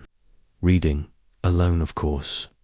Poirot thanked him and moved on to Madame Dubois, who was in the ship's library, a small room lined with leather-bound books. She sat by a window, her veil lifted slightly to reveal pale, delicate features. Madame Poirot said gently, "You seem troubled. Did Mr. Grayson cause you distress?" She hesitated, her eyes meeting his. "He reminded me of someone I once knew. But I had no reason to harm him. And your whereabouts last night?" "I told you I was in my cabin. The sea air makes me ill." Poirot noted the evasion in her answers, but did not press. Instead, he sought out Julian Marsh, who was on the upper deck, sketching the horizon. The young artist's hands were stained with charcoal, and his eyes were wary as Poirot approached. "Monsieur Marsh," Poirot said, "your sketches are most detailed. Did you sketch anything last night, perhaps near Mr. Grayson's cabin?" Julian's pencil paused. "No, I was on the deck, like I said, just drawing the stars." "And did you see anyone near the lifeboats? Or perhaps smell smoke?" Julian shook his head, too quickly. "No, nothing like that." Poirot smiled faintly. "We shall see, monsieur. The truth, it always reveals itself." As the day wore on, Poirot continued his interviews, piecing together the passengers' movements. The matchstick remained the focal point of his thoughts. He tested it again, noting its faint dampness and the slight scent of seawater. Had it been dropped on the deck and carried into the cabin, or was it a clue from the killer's own hand? The locked room suggested a meticulous plan, but the matchstick was a careless mistake or a deliberate misdirection. That evening, Poirot dined alone in his cabin, his notebook open before him. He listed the suspects: Lady Eleanor, with her wealth and her argument with Grayson; Sir Reginald, with his murky past; Madame Dubois, with her guarded secrets; and Julian Marsh, whose nervous demeanour suggested he was hiding something. The crew, too, could not be ignored. Jenkins had mentioned the smell of smoke, and the purser had noted Grayson's interest in locks. Poirot tapped his pen against the page. "The matchstick," he murmured. "It is the key, but to what lock? It is damp, it is out of place, and it speaks of the sea. The killer, they have left their mark, but they do not yet know that Hercule Poirot is on their trail." He closed his notebook and leaned back, his eyes half closed. The ship rocked gently, the sea whispering its secrets. The puzzle was far from solved, but Poirot was confident. The tiny clue, overlooked by all but him, would lead him to the truth. For now, he would observe, question, and wait for the killer he knew would make another mistake. Chapter 5. The passengers, Secrets. Hercule Poirot sat in the opulent lounge of the SS Azure, his small, precise hands folded neatly over his perfectly pressed waistcoat. The room was a marvel of maritime elegance, gleaming mahogany panelling, crystal chandeliers swaying gently with the ship's motion, and plush velvet armchairs arranged in intimate clusters. Through the wide portholes, the endless expanse of the Atlantic shimmered under a midday sun, its surface broken only by the occasional crest of a wave. The air was thick with the scent of polished wood and the faint taint of salt water. But Poirot's mind was elsewhere, turning over the puzzle of Mr. Grayson's murder like a jeweller inspecting a flawed gem. The tiny, damp matchstick found in Grayson's cabin gnawed at him. It was an anomaly, a whisper of something amiss in a room where smoking was forbidden. Poirot's moustache twitched as he considered its implications. Was it a careless mistake by the killer, a deliberate misdirection, or something else entirely? His little grey cells, as he liked to call them, were already at work, sifting through the details of the case. The locked cabin, the single stab wound, the absence of a murder weapon, all pointed to a calculated act. But the matchstick, that was the key, he was certain, though its significance remained tantalizingly out of reach. Poirot had requested the ship's captain, a stern but cooperative man named Captain Hargrove, to arrange private interviews with the key suspects. The captain had obliged, providing a small, secluded office near the bridge, its walls lined with nautical charts and a single porthole offering a view of the horizon. Poirot sat at a polished oak desk, a notebook open before him, his fountain pen poised like a conductor's baton. He had already spoken briefly with the crew, establishing a rough timeline of the night of the murder, but now it was time to delve into the passengers' secrets. Each had a motive, he suspected, and each held a piece of the puzzle. The trick was to fit those pieces together. Lady Eleanor, the heiress with a shadow, the first to enter, was Lady Eleanor Ashburn, the wealthy heiress whose presence on the SS Azure had drawn whispers from the moment she boarded. She was a striking woman in her early 40s, with auburn hair swept into an elegant chignon, and eyes that sparkled with both charm and calculation. Her emerald green dress, tailored to perfection, rustled softly as she took a seat across from Poirot. A diamond brooch glittered at her throat, a testament to the fortune she had inherited from her late husband, Lord Ashburn, a textile magnate whose death in a riding accident had been the subject of much gossip in London society. Monsieur Poirot, she began, her voice smooth but laced with a hint of impatience. I hope this won't take long. I have a bridge game scheduled with Mrs. Langley at 2. Poirot inclined his head, his eyes never leaving her face. Mademoiselle, I assure you, I value your time as much as you do. But a man is dead, and I must ask questions to uncover the truth. You were seen arguing with Mr. Grayson, your secretary, at dinner on the evening of his death. May I know the nature of your disagreement? Lady Eleanor's lips tightened, and for a moment Poirot thought she might deflect. But then she sighed, her shoulders relaxing slightly. It was a trivial matter, really. Mr. Grayson was overstepping his bounds. He had been managing my affairs for only a few months, and I found his suggestions regarding my investments rather presumptuous. I told him as much. Presumptuous in what way? Poirot pressed, his tone gentle but insistent. She hesitated, her fingers brushing the brooch at her throat. He suggested I diversify my portfolios some risky ventures in South American mines. I thought it unwise, and I told him so. He was insistent, almost to the point of rudeness. I reminded him of his place. Poirot noted the slight flush in her cheeks, the way her eyes darted to the side. There was more to this, he was certain. And this argument, it was heated, yes. Witnesses say you raised your voice. Lady Eleanor's eyes narrowed. Witnesses exaggerate, Monsieur Poirot. It was a disagreement, nothing more. I had no reason to wish Mr. Grayson harm. He was, after all, my employee. Yet he is dead, Poirot said softly, his gaze steady. And you were among the last to see him alive.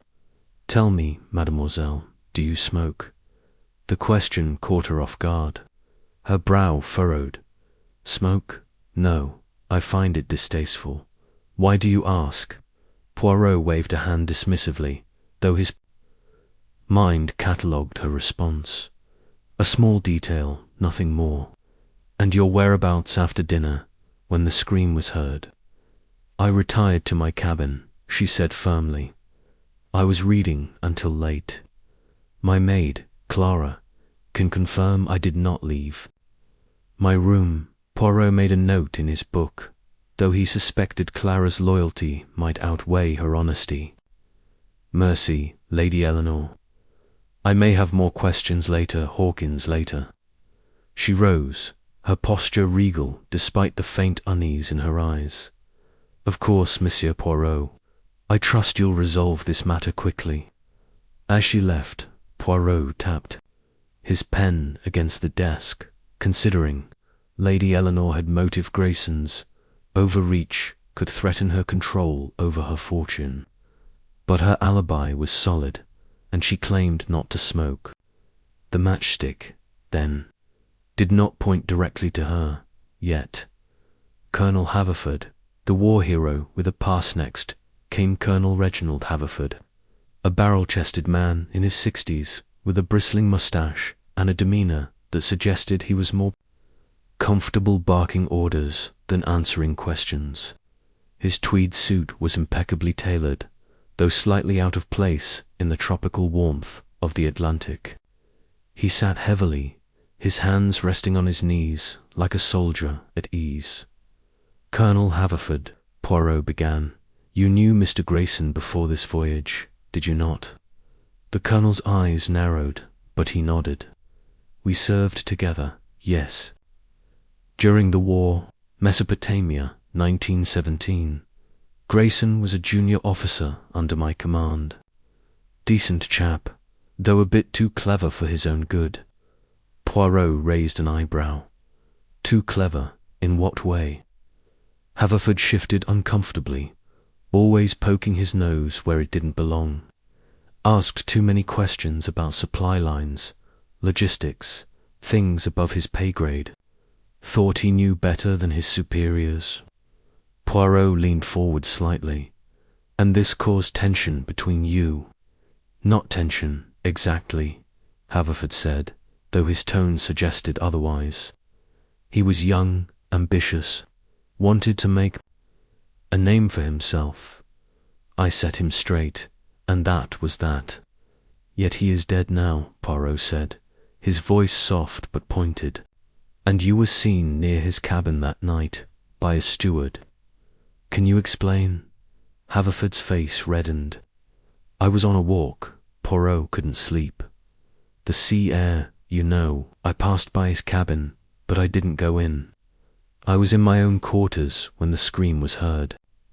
My man Jenkins will vouch for me.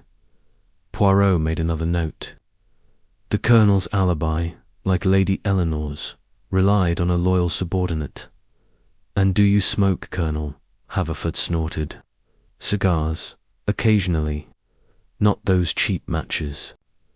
Though I use a proper lighter. Always have.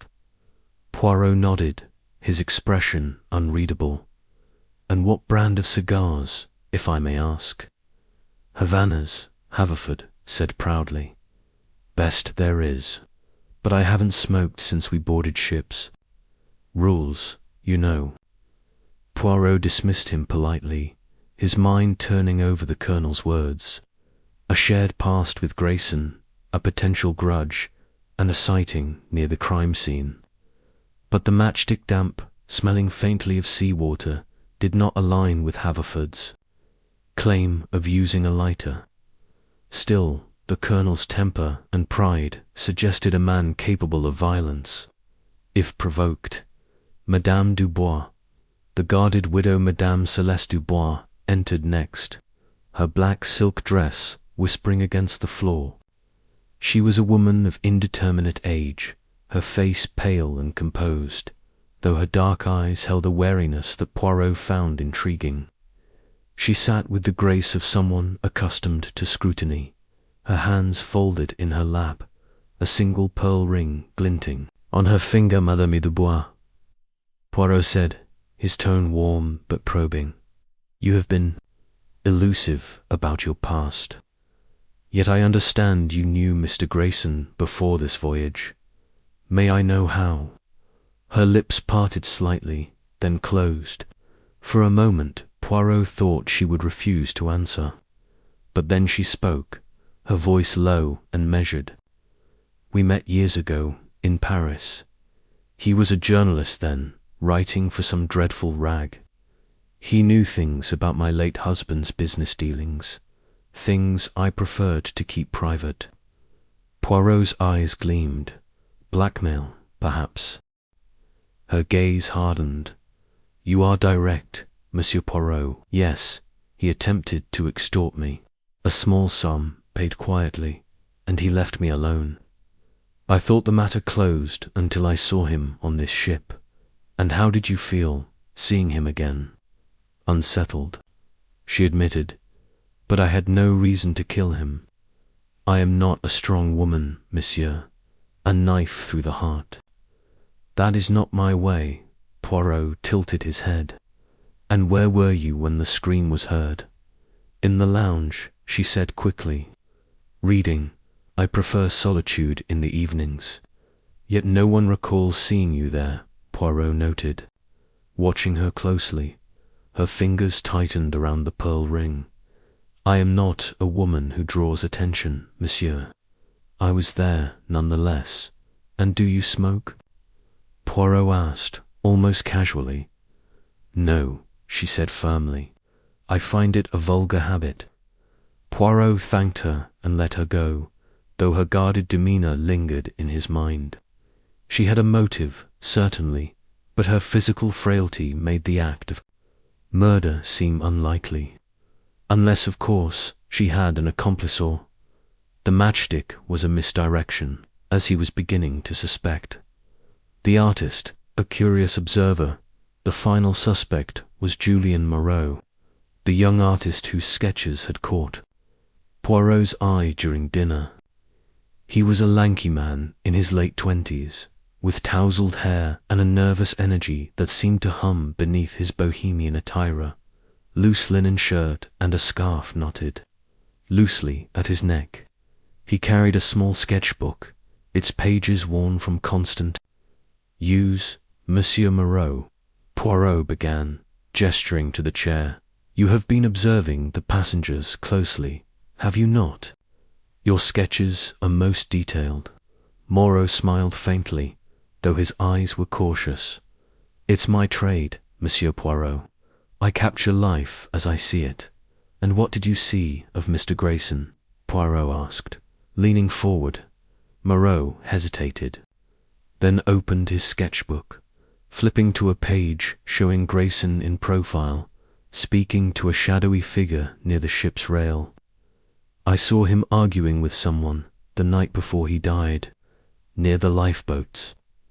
I couldn't see the other person. Clearly it was dark. Poirot's heart quickened. And you sketched this? Why, it was interesting, Moreau said, shrugging. The tension, the way they stood.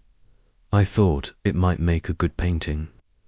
Poirot studied the sketch, noting the angle of Grayson's head, the suggestion of movement. And do you smoke, Monsieur Moreau? The artist grinned. Guilty. Cigarettes, mostly. I keep matches in my pocket-sheet ones, from ports all over. Bad habit, I know. Poirot's pulse quickened, though he kept his expression neutral. And were you near the lifeboats that night, perhaps smoking while you sketched? Moreau shook his head. No, I was on the upper deck, looking down. I didn't go near them. Poirot dismissed him, his mind racing. Moreau smoked matches, unlike the others. The damp matchstick could belong to him, but why would it be in Grayson's cabin? And the sketch, was it evidence or a convenient alibi? The puzzle takes shape alone in the office. Poirot leaned back, his eyes half closed as he let his mind work. The matchstick was the linchpin, he was certain. Its dampness, its faint scent of seawater, suggested it had been struck on the deck, perhaps near the lifeboats where Moreau claimed to have seen Grayson. But how had it ended up in a locked cabin? Was it carried there by the killer, dropped in a moment of carelessness, or was it planted to mislead? Each suspect had a motive. Lady Eleanor's control over her fortune, Haverford's wartime secrets, Dubois's blackmail, Moreau's curiosity and possible involvement in something darker. Their alibis were shaky, reliant on loyal servants or unobserved moments. But the matchstick pointed most strongly to Moreau, the only smoker among them. Yet Poirot mistrusted the obvious. A clever killer might use such a clue to frame another. He rose, tucking his notebook into his pocket. The ship's lower decks called to him there, among the crew. He might find answers about the matchstick's origin. The SS Azure was a floating microcosm of human nature, its secrets hidden in plain sight, waiting for his little grey cells to uncover them. Chapter 6. The Ship's Underbelly. Hercule Poirot adjusted his crisp white shirt and straightened his bow tie. His movements precise despite the gentle sway of the SS Azure beneath his feet, the luxurious ocean liner with its gleaming brass fixtures and polished mahogany panels had thus far presented an image of opulence and order. But Poirot, with his keen eye for the subtleties of human behavior, sensed that beneath this polished surface lay secrets as murky as the waters through which the ship sailed. The murder of Mr. Grayson, the secretive secretary to the wealthy heiress, Lady Eleanor, had cast a shadow over the voyage, and Poirot was determined to uncover the truth. His investigation now led him to the ship's underbelly, the lower decks, where the crew toiled, far from the glittering dining halls and sunlit promenades of the upper levels. The air grew heavier as Poirot descended the narrow, utilitarian staircase leading to the crew's quarters. The opulent decor of the passenger decks gave way to stark, functional surroundings, steel walls painted a dull grey, flickering fluorescent lights, and the constant hum of the ship's engines vibrating through the floor.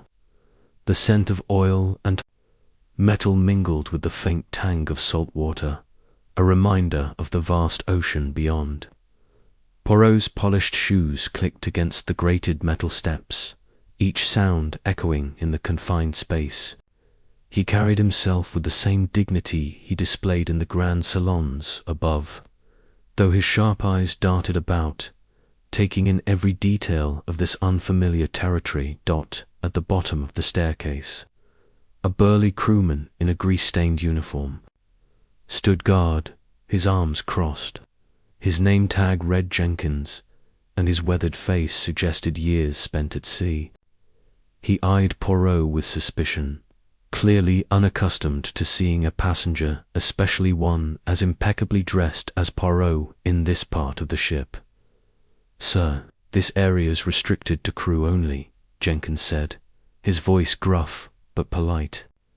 "Passengers aren't allowed down here." Poirot offered a disarming smile, his moustache twitching slightly.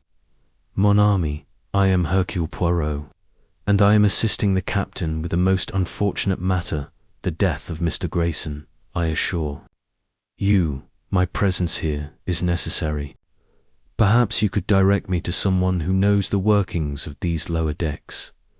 Jenkins hesitated, his brow furrowing.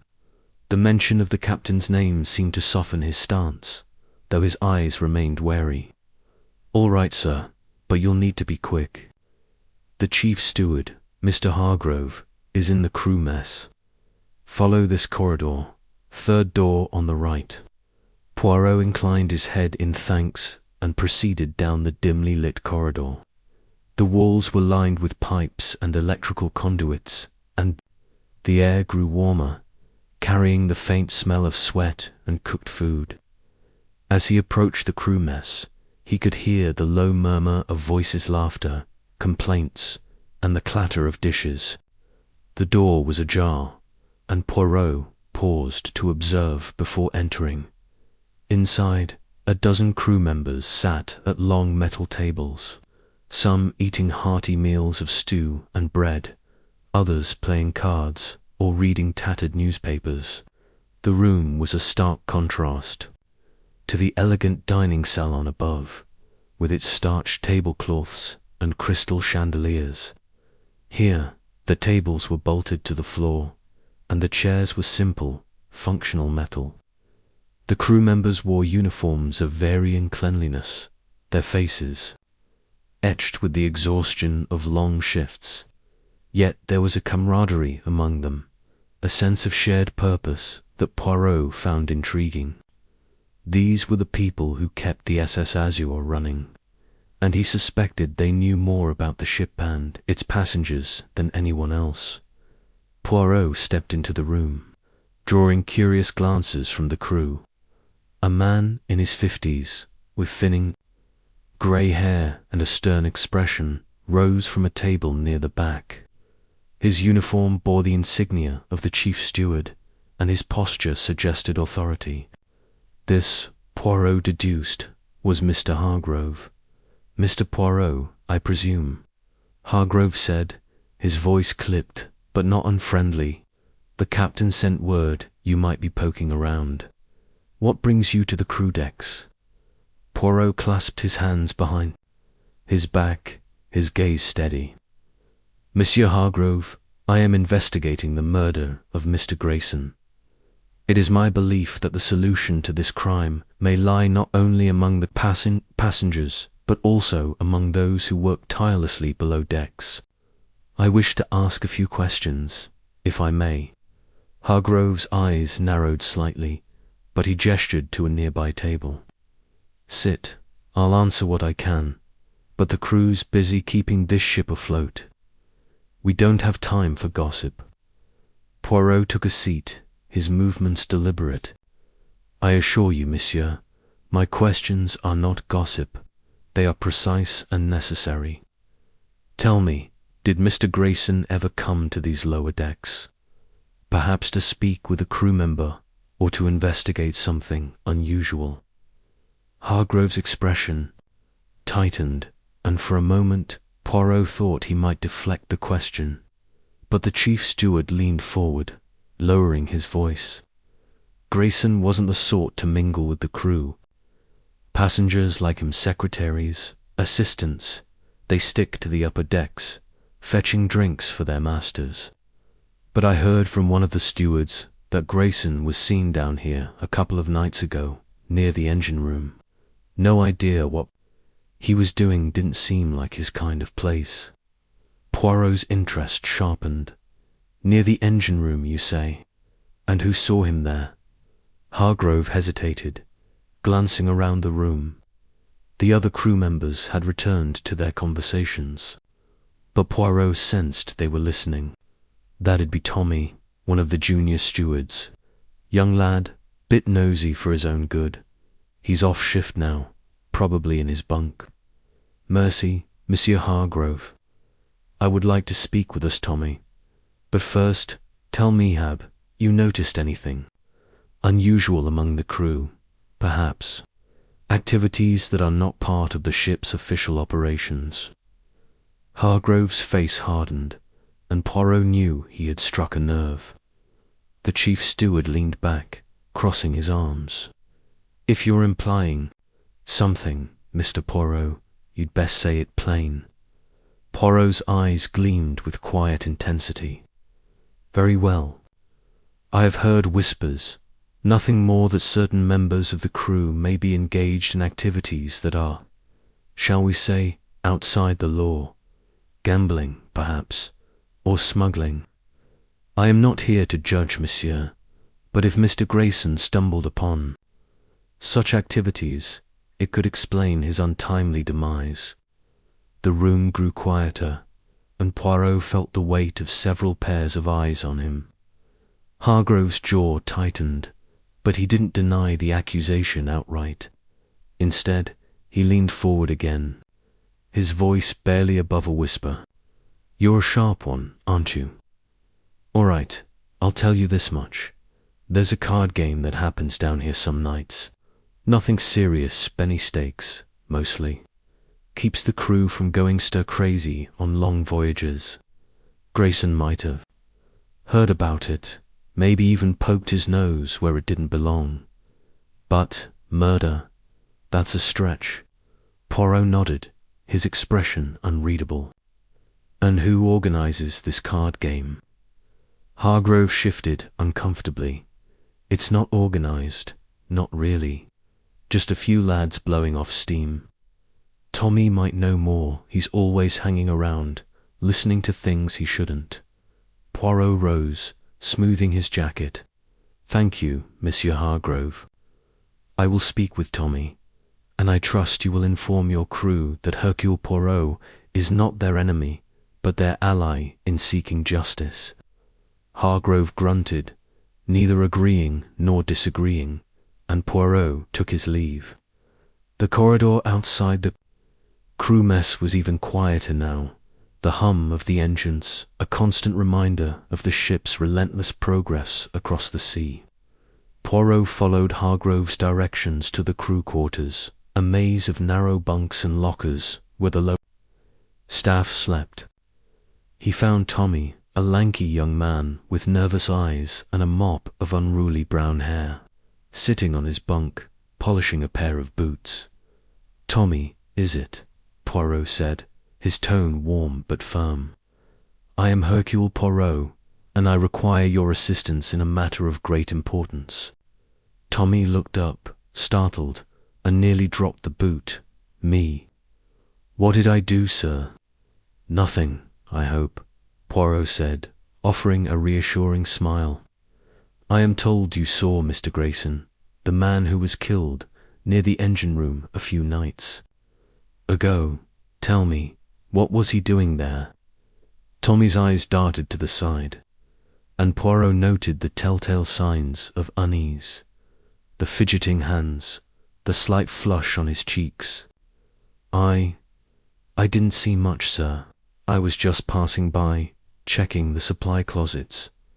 Mr. Grayson was standing near the engine room door, talking to someone. Couldn't see who, too dark, but he looked, I dunno, agitated, like he was arguing.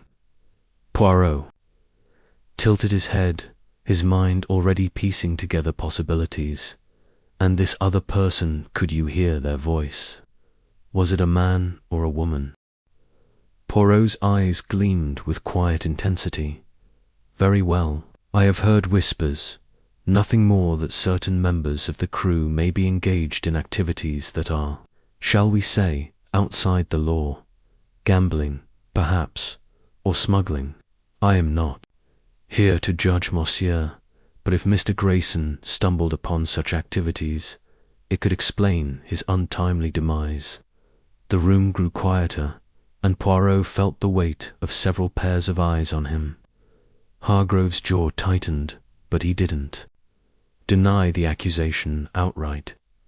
Instead, he leaned forward again, his voice barely above a whisper. You're a sharp one, aren't you? All right, I'll tell you this much. There's a card game that happens down here some nights. Nothing serious, spinny stakes, mostly. Keeps the crew from going stir-crazy on long voyages. Grayson heard about it, maybe even poked his nose where it didn't belong. But murder, that's a stretch. Poirot nodded, his expression unreadable. And who organizes this card game? Hargrove shifted uncomfortably. It's not organized, not really. Just a few lads blowing off steam. Tommy might know more, he's always hanging around, listening to things he shouldn't. Poirot rose, smoothing his jacket. Thank you, Monsieur Hargrove. I will speak with Tommy, and I trust you will inform your crew that Hercule Poirot is not their enemy, but their ally in seeking justice.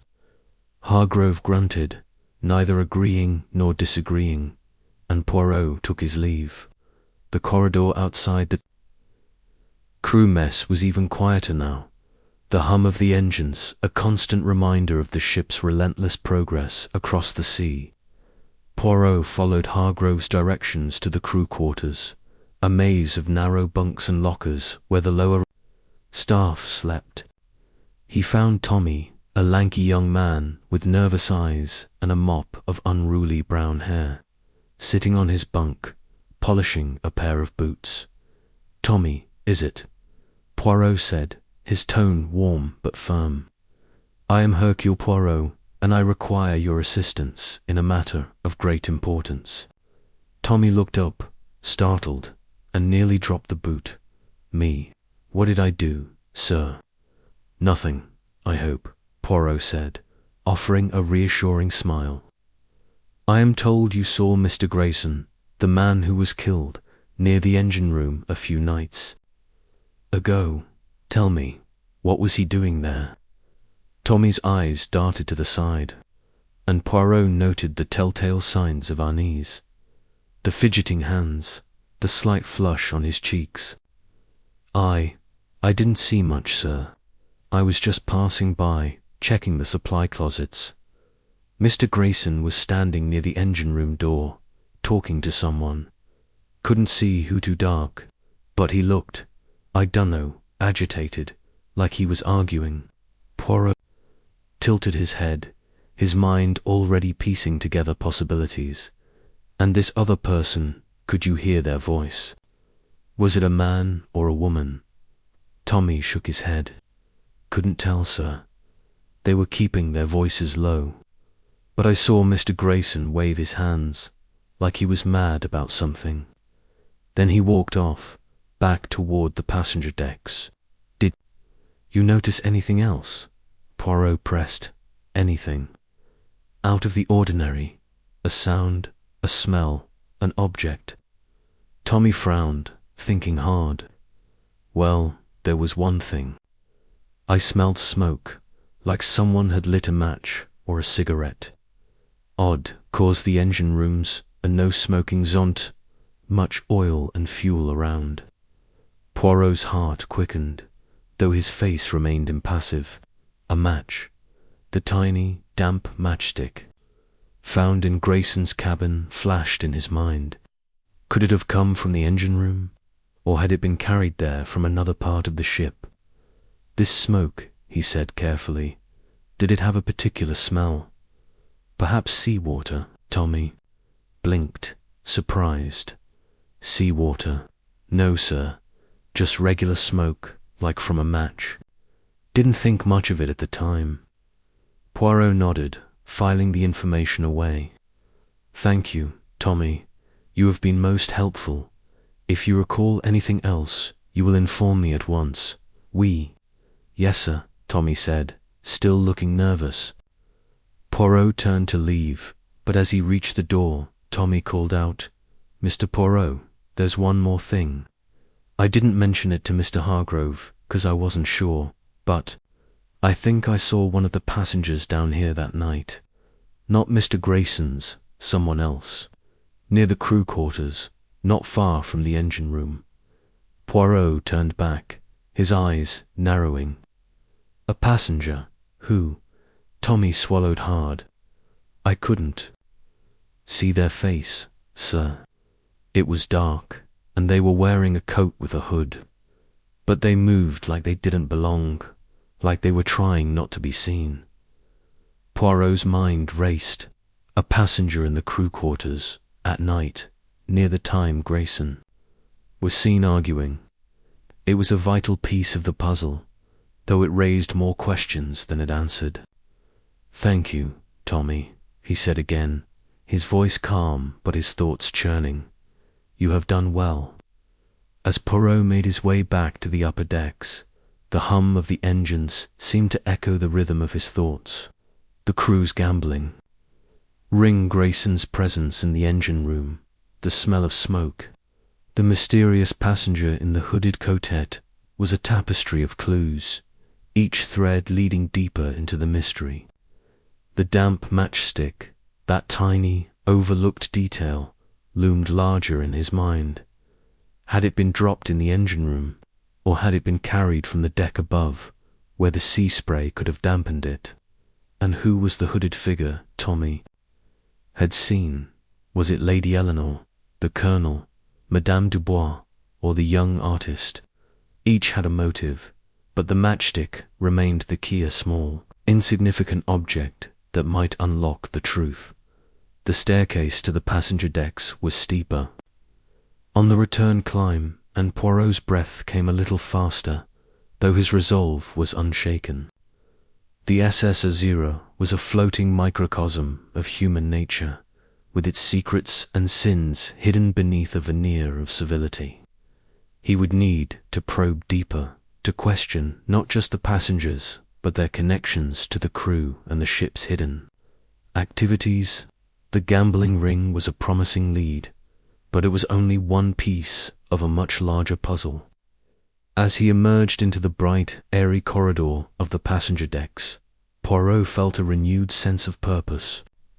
The murderer was aboard this ship, and Hercule Poirot would find them, no matter how deep into the underbelly he had to go. The investigation continued, and Poirot's next step was clear. He needed to learn more about the gambling ring and its participants. He made a mental note to speak with the captain about the crew's activities and to keep a close eye on the passengers who had the most to hide. The Colonel's military past, Madame Dubois's guarded history, Lady L. wealth, and the artist's curious sketches, soul, were threads to be followed. But the matchstick, that tiny clue, was never far from his thoughts. It was, he sensed, the linchpin of the case, a small spark that could illuminate the darkness of Grayson's murder as the ship sailed on through the night. Poirot retired to his cabin, his mind still working, piecing together the fragments of evidence. The lower decks had given him a glimpse into the ship's hidden world, But the answers he sought were still elusive. Tomorrow he would return to the passengers, probing their alibis and secrets with the precision of a surgeon. For now, he sat at his small desk, opened his notebook, and wrote a single word: matchstick. It was a reminder to himself, a promise that no detail, however small, would escape the attention of Hercule Poirot. The night deepened, and the SS Azure cut through the waves, carrying its secrets and its detective toward an inevitable confrontation with the truth. Chapter 7. A tangled web of alibis. Hercule Poirot sat in the small, dimly lit office the ship's captain had provided for his inquiries, his hands folded neatly on the polished wooden desk. The SS Azure rocked gently beneath him, the rhythm of the sea a constant reminder of the world beyond the murder investigation. The tiny, damp matchstick, now carefully preserved in a small envelope beside him, seemed to mock his progress. It was a clue so small, so seemingly insignificant, that it could easily have been swept away by a careless steward. Yet Poirot knew, with the certainty of his little grey cells, that it held the key to unravelling the murder of Mr. Grayson. The morning sun filtered through the porthole, casting a warm glow across the room. Poirot's notebook lay open, filled with meticulous notes in his precise, elegant handwriting.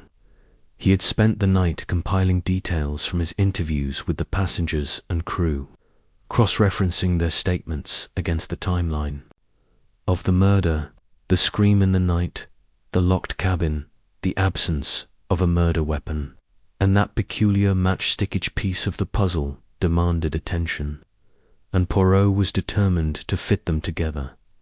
He began by reviewing the alibis. Of the key suspects, Lady Eleanor, the wealthy heiress, had claimed she was in her cabin reading a novel at the time of the murder.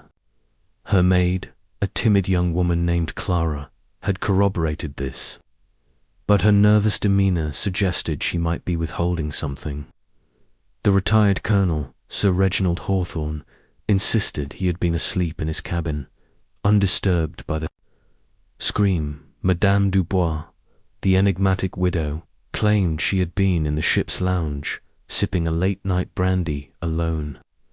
The young artist, Julian Moreau, said he had been sketching on the upper deck, inspired by the moonlight. Each alibi seemed plausible on the surface, but Poirot's instincts told him that at least one was a fabrication. He leaned back in his chair, his eyes narrowing as he considered the inconsistencies. The steward, a wiry young man named Thomas, had reported seeing Sir Reginald near Grayson's cabin shortly before the scream. This contradicted the colonel's claim of being asleep. Madame Dubois's assertion of being in the lounge was equally troubling. No other passenger or crew member could confirm her presence there. Julian Moreau's story of sketching on the deck was unverifiable, as he claimed to have been alone, and Lady Eleanor's maid, Clara, had hesitated when asked if her mistress had left the cabin at any point that night. Poirot tapped his pencil against the notebook, his mind racing. The matchstick, damp with seawater, suggested the crime might have a connection to the deck, perhaps near the lifeboats or railings. But how had it ended up in Grayson's cabin, a non-smoking room locked from the inside? Was it dropped by the killer during a struggle, or was it a deliberate plan to mislead him? The possibilities swirled in his mind, each demanding careful consideration. He decided to begin the day with a second round of interviews, focusing on the discrepancies in the alibis. He sent a steward to summon Sir Reginald Hawthorne first. The colonel arrived promptly, his military bearing as stiff as ever. He wore a navy blazer with polished brass buttons, his moustache impeccably groomed, but his eyes betrayed a flicker of unease. Monsieur Poirot, Sir Reginald said, settling into the chair opposite the detective. I trust you're making progress in this ghastly affair. Progress, oui, but it is like navigating a labyrinth, Poirot replied, his voice calm but probing. I wish to clarify a point from your statement. You said you were asleep in your cabin at the time of the murder, yet a steward claims to have seen you near Monsieur Grayson's cabin shortly before the scream. How do you explain this? Sir Reginald's face reddened, and he adjusted his collar. Preposterous.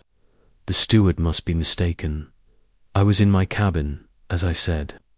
Perhaps the lad confused me with someone else. It was late, and the corridors are dimly lit. Poirot's moustache twitched slightly, a sign of his skepticism. The steward was quite certain. Colonel, he described your blazer and your distinctive walk. You understand, I must be thorough.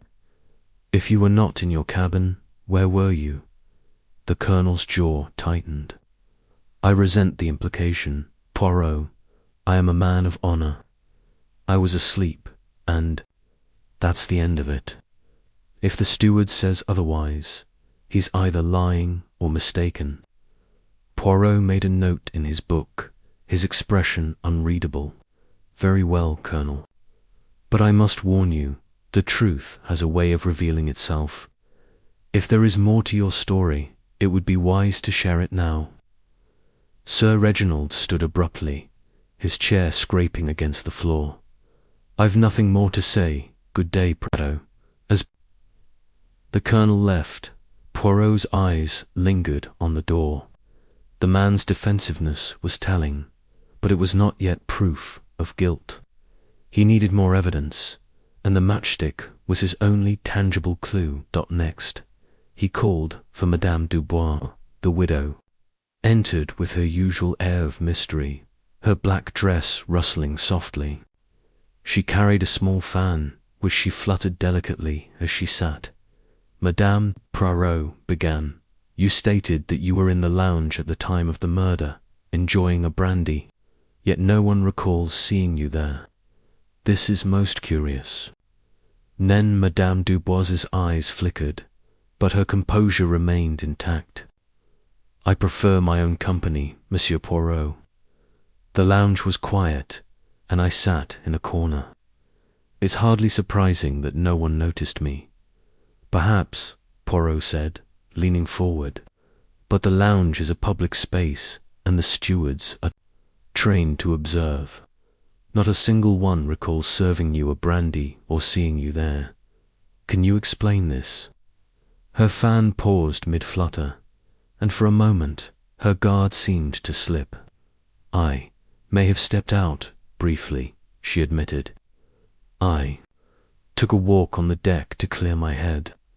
The sea air is soothing at night. The deck, Poirot repeated, his interest piqued. Near the lifeboats, perhaps, or the railings. She hesitated, then nodded. Yes, near the railings. I needed a moment alone. Poirot's mind seized on the detail. The railings were exposed to the sea spray, which could explain the dampness of the matchstick. But Madame Dubois was not a smoker, and her delicate frame seemed unlikely to overpower Grayson in a struggle. Still, her presence on the deck was a new piece of the puzzle. Thank you, Madame, Poirot said, dismissing her. Your candor is appreciated. As she left, Poirot added her admission to his notes. The deck was emerging as a critical location, but the matchstick's origin remained elusive. He needed to test his hypothesis that it was dropped during a struggle, and for that he would need to examine the crime scene again. He made his way to Grayson's cabin, which had been sealed since the murder. The ship's captain had granted him full access, and Poirot entered with a careful eye. The room was as it had been, the bed neatly made, Grayson's belongings undisturbed, and the faint chalk outline where his body had lain. Poirot knelt by the spot where he had found the matchstick, near the base of the desk. The carpet was clean, but he noticed a faint scuff mark nearby, as if something had been dragged or pushed. He closed his eyes, reconstructing the scene in his mind.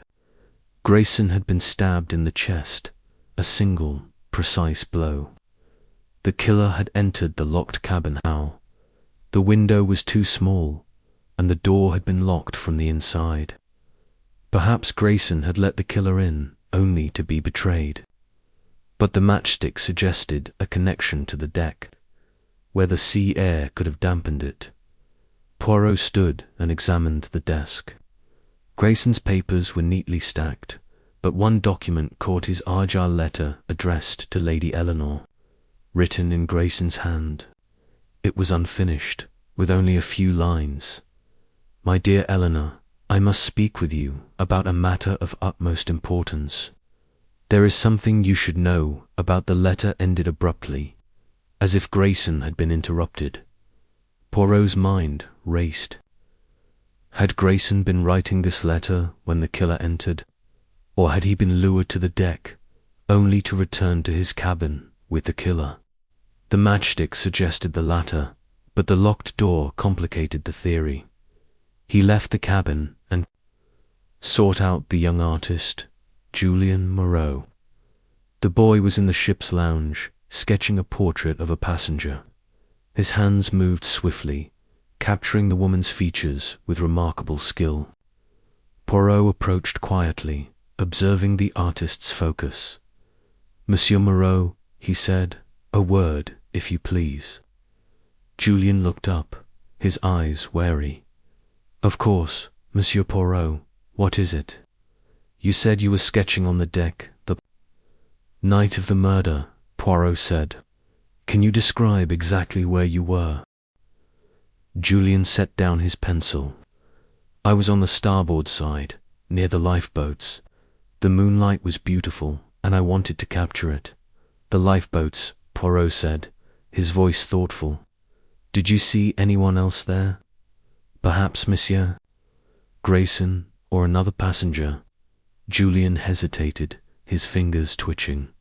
"No, I was alone. I didn't see anyone." Poirot's eyes narrowed. "You are certain? No one passed by? No one lingered near the railings?" The artist shook his head, but his unease was palpable. "No, monsieur, just me and my sketchbook."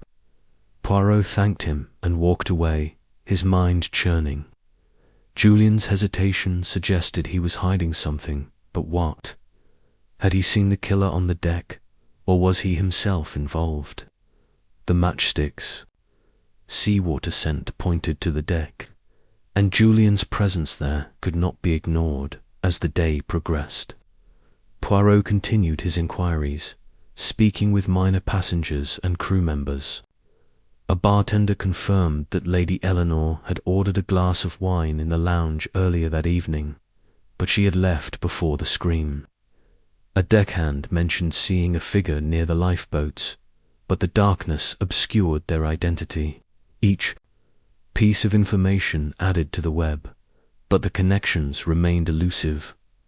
By evening, Poirot returned to his office, his notebook now filled with a tangle of alibis and contradictions. He spread out his notes, arranging them like a map.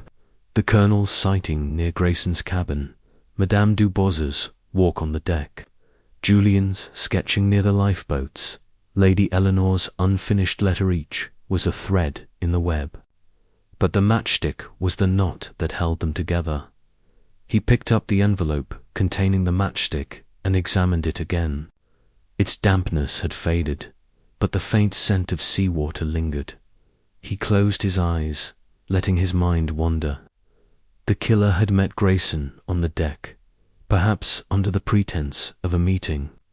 A struggle had ensued, and the matchstick had been dropped, carried back to the cabin on the killer's shoe or clothing.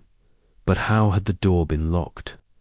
Poirot's thoughts were interrupted by a knock at the door.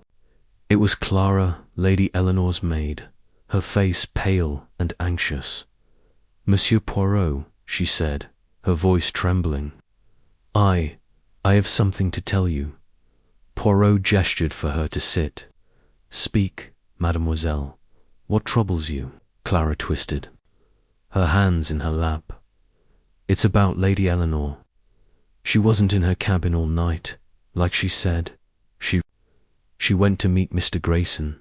I heard them arguing earlier that day, and she told me she needed to speak with him privately. Poirot's heart quickened. When did she leave the cabin, and when did she return? She left just before midnight. Clara said. She was gone for about an hour. When she came back, she was upset, but she wouldn't tell me why. Poirot made a note, his mind racing. Lady Eleanor's meeting with Grayson placed her at the heart of the mystery. Had she gone to the deck, or directly to his cabin? And what of the matchstick? Thank you, Clara, he said. You have done the right thing by telling me. As the maid left, Poirot leaned back, his mind buzzing. The web of alibis was tightening, but the truth remained just out of reach. The matchstick, that tiny damp clue, was the key to unraveling it all.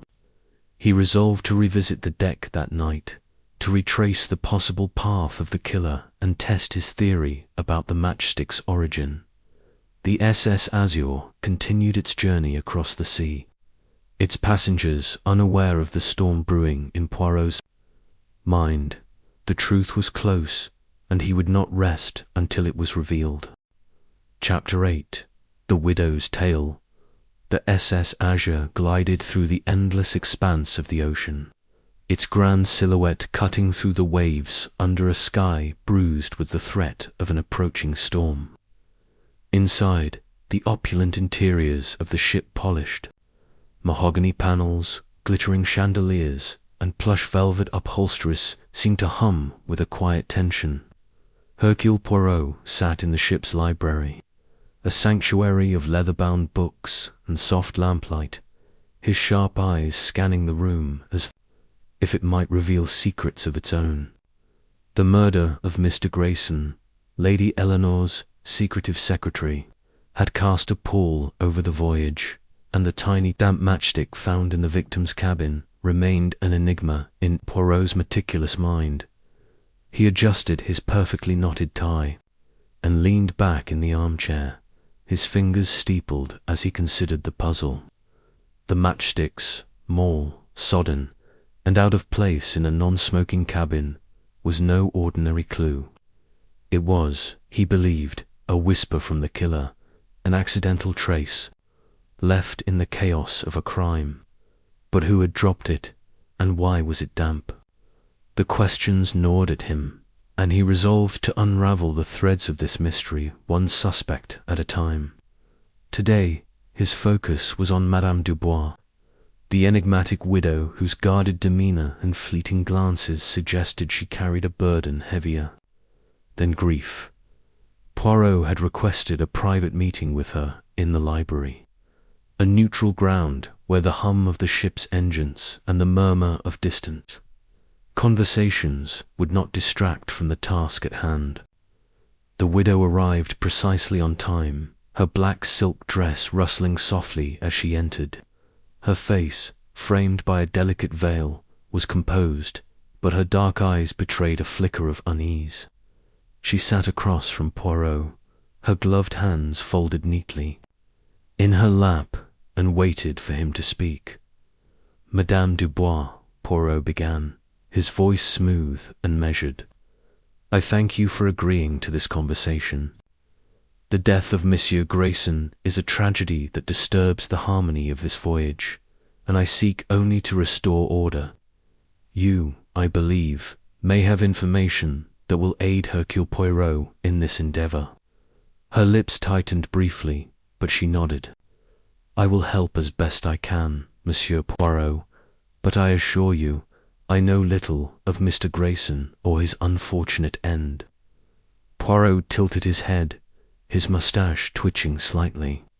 Perhaps, madame, you know more than you think. The mind, it collects details, small things, insignificant at the time, but vital in the hands of one who observes. Let us begin with your acquaintance with Monsieur Grayson. You knew him, did you not? Madame Dubois hesitated, her fingers tightening around the edge of her glove. I met him briefly, some years ago. A passing acquaintance, nothing more. Poirot's eyes gleamed. A passing acquaintance, you say? Yet I have observed, madame, that you avoid speaking of your past. When Monsieur Grayson was mentioned at dinner 2 nights ago, your demeanour changed. A shadow crossed your face. Why, I wonder? She looked away, her gaze settling on the rows of books lining the walls. The library was quiet, save for the faint creak of the ship and the distant clink of glasses from the lounge. You are perceptive, Monsieur Poirot, she said at last. Very well. I will tell you what I know, but it is not a pleasant story. Poirot leaned forward slightly, his attention unwavering. The truth, madame, is rarely pleasant, but it is always necessary. Speak, and let us see where it leads. Madame Dubois took a deep breath, her voice low and deliberate. 10 years ago, I lived in Paris. My husband had recently passed, leaving me in a state of vulnerability. I was young, grieving, and alone. Mr. Grayson, who went by a different name than Charles Lefebvre, entered my life at that time. He presented himself as a friend, someone who offered sympathy and support. But he was no friend. Poirot's expression remained impassive, but his mind was racing, cataloguing every word. Continue, madame. He learned of a mistake I made in my youth, she said, her voice barely above a whisper. A scandal, you might call it, though it was a private matter. A youthful indiscretion that, if exposed, would have ruined my reputation. Grayson, or Lefebvre, as I knew him, discovered this and used it against me. He demanded money, small sums at first, then more. He was a blackmailer, Monsieur Poirot, and I was one of his victims. Poirot's eyes narrowed. Blackmail is a most distasteful crime, madame. It preys on fear and shame. How long did this continue? For 2 years, she replied, her voice steady now, as if confessing had lifted a weight. Until I fled Paris and changed my name. I thought I had escaped him, but when I saw him on this ship as Lady Eleanor's secretary, I knew it was no coincidence. He recognized me at once. That first night at dinner, he leaned close and whispered that he had not forgotten.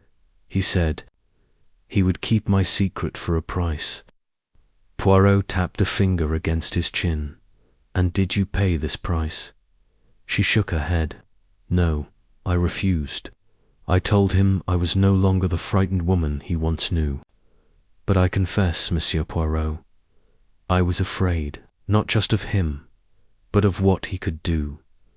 When I heard he was dead, I felt relief, followed by guilt for feeling so. Poirot studied her closely, noting the faint tremble in her hands. Madame, a question, if I may. Did you see Monsieur Grayson on the night of his murder? Perhaps on the deck, or near his cabin? Her eyes widened slightly.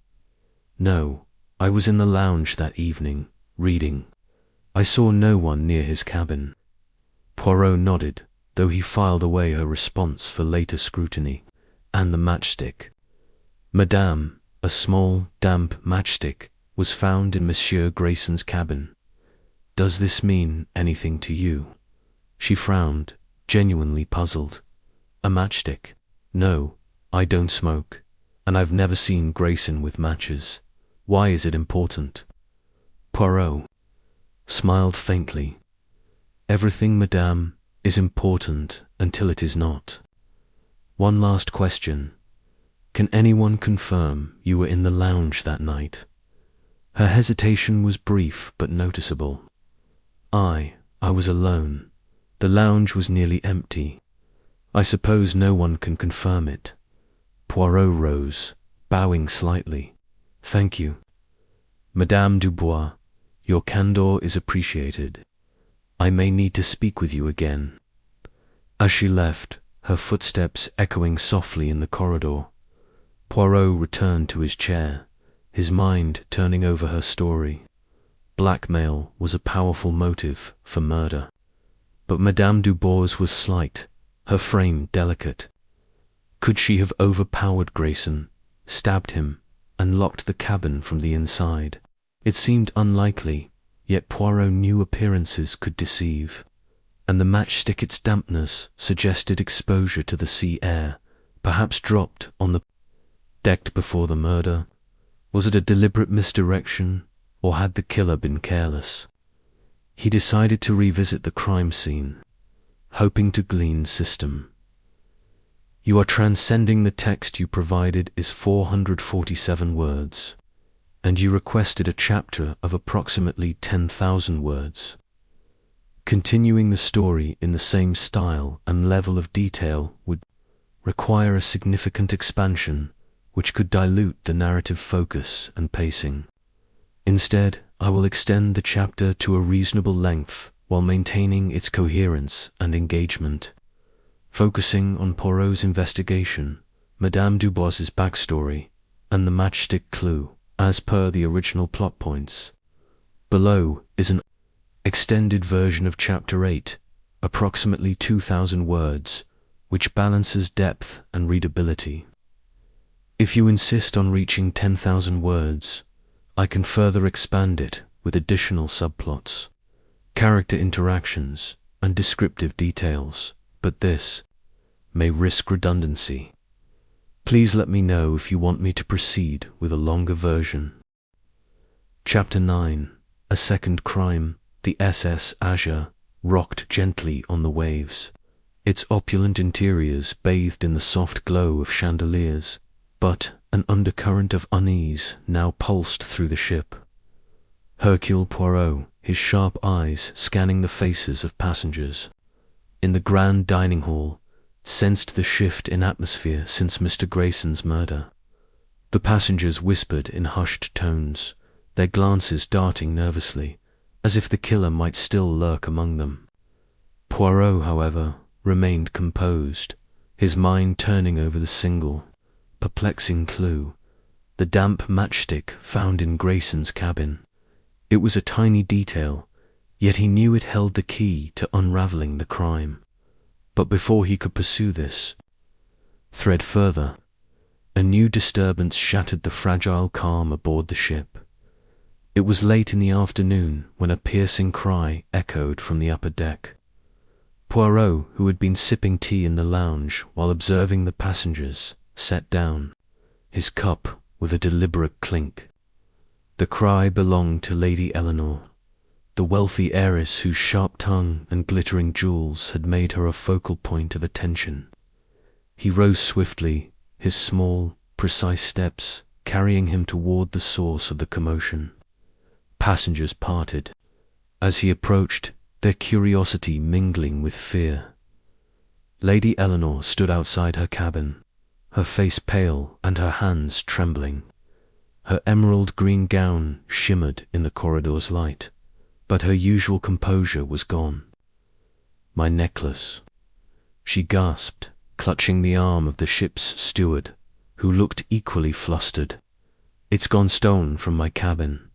Poirot's moustache twitched as he took in the scene. The captain, a burly man named Captain Hargrove, arrived moments later, his face etched with concern. "Monsieur Poirot," he said, his voice low, "this is a serious matter. Lady Eleanor's necklace is worth a fortune. We cannot have a thief running loose on my ship, especially with a murderer still at large." "Calm yourself, Capitaine," Poirot said, raising a hand. "Hercule Poirot will investigate. But first, I must see the scene of this crime." He turned to Lady Eleanor, whose eyes were wide with indignation. "Madame, if you please, show me your cabin." Lady Eleanor led the way, her heels clicking sharply on the polished floor. Her cabin was a vision of luxury. Silk drapes framed the porthole. A mahogany dressing table gleamed under the lamplight, and a velvet-lined jewelry case sat open on the table, conspicuously empty. Poirot's eyes swept the room, noting every detail: the neatly made bed, the faint scent of lavender perfume, the slight disarray of a shawl draped over a chair. "When did you last see the necklace, madame?" Poirot asked, his voice calm but probing. "This morning," Lady Eleanor replied, her voice trembling with anger. "I wore it last night at dinner, and I placed it in the case before retiring. I locked the case, as I always do, and the cabin door was locked as well.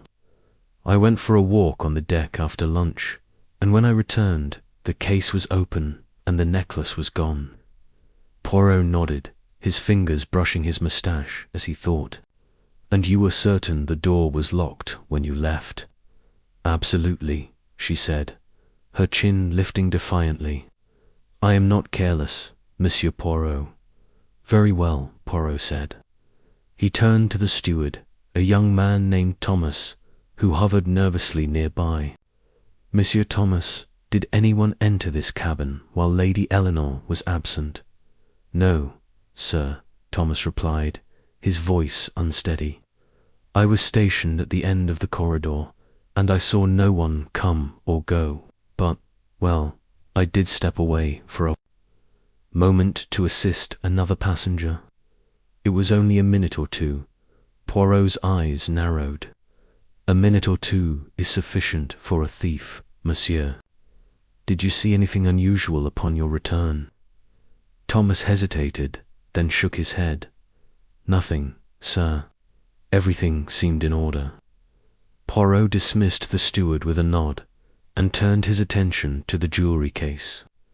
It was a small, ornate box, its lock intact but clearly tampered with. He examined it closely, noting a faint scratch on the metal clasp, suggesting a tool had been used to force it open. Then his gaze fell on something else, a tiny, almost imperceptible mark on the edge of the dressing table. He leaned closer, his eyes gleaming with interest. It was a faint burn mark, no larger than a pinhead, as if a match had been struck and quickly extinguished. Curieux Poirot murmured to himself. He reached into his pocket, producing a small magnifying glass, and examined the mark. The wood was slightly scorched, and there was a trace of ash, barely visible to the naked eye. He straightened, his mind racing. A match had been struck here, in Lady Eleanor's cabin, just as a matchstick had been found in Grayson's cabin. Was this a coincidence, or was the thief and the murderer one and the same? Captain Poirot said, turning to Hargrove, "I will need a list of all passengers and crew who had access to this deck today, and I must ask that no one leaves the ship until this matter is resolved." Hargrove nodded. "Of course, Monsieur Poirot, I'll have the list prepared immediately." As the captain departed, Poirot turned back to Lady Eleanor. "Madame, describe the necklace, if you please." "It's a sapphire and diamond necklace," she said, her voice regaining some of its haughty edge. "A family heirloom, set with a large sapphire at the center, surrounded by smaller diamonds. It's unmistakable." Poirot inclined his head. "And its value?" "Priceless to me," she said sharply, "but in monetary terms, perhaps £50,000. A murmur rippled through the small crowd that had gathered outside the cabin. Poirot's expression remained impassive, but his mind was already at work. A necklace of such value was a tempting target, but why steal it now, in the wake of a murder? Was the theft a crime of opportunity, or was it connected to Grayson's death? The burn mark and the damp matchstick tugged at his thoughts, linking the two crimes in a way he could not yet fully grasp. Over the next few hours, Poirot began his investigation anew, his methodical approach undeterred by the complexity of the case. He interviewed the passengers who had been on the upper deck that afternoon, starting with the retired Colonel, Reginald Hawthorne. The Colonel, with his booming voice and military bearing, claimed to have been playing cards in the lounge during the time of the theft. "I haven't set foot near Lady Eleanor's cabin," he declared, his mustache bristling, "and I've no interest in jewelry. Damned foolish thing to flaunt such wealth on a ship, if you ask me." Poirot noted the Colonel's defensiveness, but moved on to Madame Dubois, the mysterious widow who had been evasive about her past. She sat in the lounge, her dark eyes watching Poirot with a mixture of curiosity and wariness. "I was reading in my cabin," she said softly. "I heard nothing unusual, and I certainly didn't see anyone near Lady Eleanor's door. And you did not, perhaps, take a walk on the deck?" Poirot asked, his tone gentle but probing. Madame Dubois' lips tightened. "No, monsieur. I prefer to avoid the wind. It is bad for my health." Poirot nodded, his eyes lingering on her for a moment before he turned to the young artist. Julian Marsh, the artist, with his dishevelled hair and paint-stained fingers, was sketching in a corner of the lounge when Poirot approached. "Monsieur Marsh," Poirot said, "you are often seen observing the passengers. Did you notice anything unusual this afternoon?" Julian looked up, his eyes bright with a mix of nervousness and excitement. "I was on the deck, sketching the sea," he said. "I saw Lady Eleanor leave her cabin around 2 o'clock, and I noticed the steward, Thomas, talking to someone near the stairwell. I didn't think much of it at the time." Poirot's interest sharpened. And who was this person the steward was speaking to? Julian hesitated, then shrugged. "I couldn't see clearly. It was just a figure in a coat. Maybe a passenger, maybe crew. They were too far away." Poirot thanked the artist and moved on, his mind cataloguing every detail. The steward's brief absence, the burn mark, the figure in the coat-all, were pieces of a puzzle that refused to come together. He returned to Lady Eleanor's cabin, this time alone, to examine the scene more thoroughly. The burn mark on the dressing table nagged at him. He knelt, inspecting the floor beneath the table, and found a faint trace of ash, barely noticeable. He collected it carefully, placing it in a small envelope for later analysis. As evening fell, Poirot joined the passengers for dinner, his presence a quiet reminder of the unsolved crimes. The dining hall was subdued, the usual chatter replaced by tense whispers. Lady Eleanor, still rattled, sat at the head of the table, her neck bare without her prized necklace. The Colonel ate heartily, as if determined to ignore the atmosphere, while Madame Dubois picked at her food, her eyes downcast. Julian Marsh, seated near Poirot, sketched idly on a napkin, his pencil moving in quick, nervous strokes. "Monsieur Poirot," Julian said suddenly, leaning closer, "do you think the theft and the murder are connected?" Poirot's eyes twinkled. "A good question, monsieur. The mind of Hercule Poirot considers all possibilities. But tell me, why do you ask?" Julian shrugged, his expression uneasy. "It just seems convenient, doesn't it? A murder, then a theft, all on the same ship. It's like someone's trying to keep us all on edge." Poirot nodded, his thoughts returning to the matchstick and the burn mark. The artist's observation was astute, but was it genuine curiosity or a subtle attempt to deflect suspicion?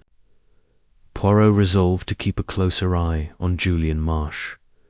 After dinner, Poirot retreated to his cabin, where he spread out his notes on a small table. He sketched a diagram of the ship's layout, marking Grayson's cabin, Lady Eleanor's cabin, and the lifeboat deck where he suspected the damp matchstick might have originated. The burn mark in Lady Eleanor's cabin suggested a match had been struck, perhaps to light a cigarette or to provide a brief moment of illumination. But why strike a match in a well-lit cabin? And why was the matchstick in Grayson's cabin? Damp, smelling faintly of seawater. Poirot leaned back, his fingers steepled. The two crimes were linked, he was certain, but the nature of the connection eluded him. Was the theft a distraction meant to divert attention from the murder? Or was the murder a means to eliminate Grayson, who might have known something about the necklace? The matchstick and the burn mark were the threads that tied the crimes together, but their significance remained just out of reach. The next morning, Poirot resumed his investigation with renewed vigor. He visited the ship's purser, a meticulous man named Mr. Langley, who kept detailed records of the passengers' belongings. "Monsieur Langley," Poirot said, "have any other thefts been reported on this voyage?" Langley shook his head. "None, Monsieur Poirot. Lady Eleanor's necklace is the only item reported missing. It's highly unusual. Our security is quite strict. And yet," Poirot said, "a thief has succeeded. Tell me, are there any crew members with access to lock-picking tools?" Langley frowned. "The ship's engineer and maintenance staff have tools that could be used for such a purpose, but they're all trustworthy men. I can't imagine any of them stealing." Poirot thanked the purser and made his way to the ship's maintenance area, a maze of pipes and machinery below deck. There, he spoke to the chief engineer, a gruff man named O'Malley. "Tools, you say?" O'Malley grunted when Poirot inquired about lockpicking equipment. "We've got plenty of tools, screwdrivers, wrenches, even a small crowbar. But they're all accounted for. I checked the inventory daily." Poirot nodded, his eyes scanning the cluttered workbench. "And matches, Monsieur O'Malley. Do you or your crew use them?" O'Malley shrugged. "Some of the lads smoke, so they carry matches or lighters. But we're careful. No open flames near the machinery." "Captain's orders." Poirot's gaze lingered on a box of matches tucked into a corner of the workbench. They were a common brand, not unlike the damp matchstick from Grayson's cabin. He picked up the box, noting its dry condition. "May I borrow one of these, monsieur?" he asked. O'Malley waved a hand. "Take the whole box if you like. We've got plenty." Poirot pocketed a single match and returned to the upper deck, his mind buzzing with possibilities. The matchstick, the burn mark, the locked cabin, the stolen necklace, all were pieces of a puzzle that required his little grey cells to solve.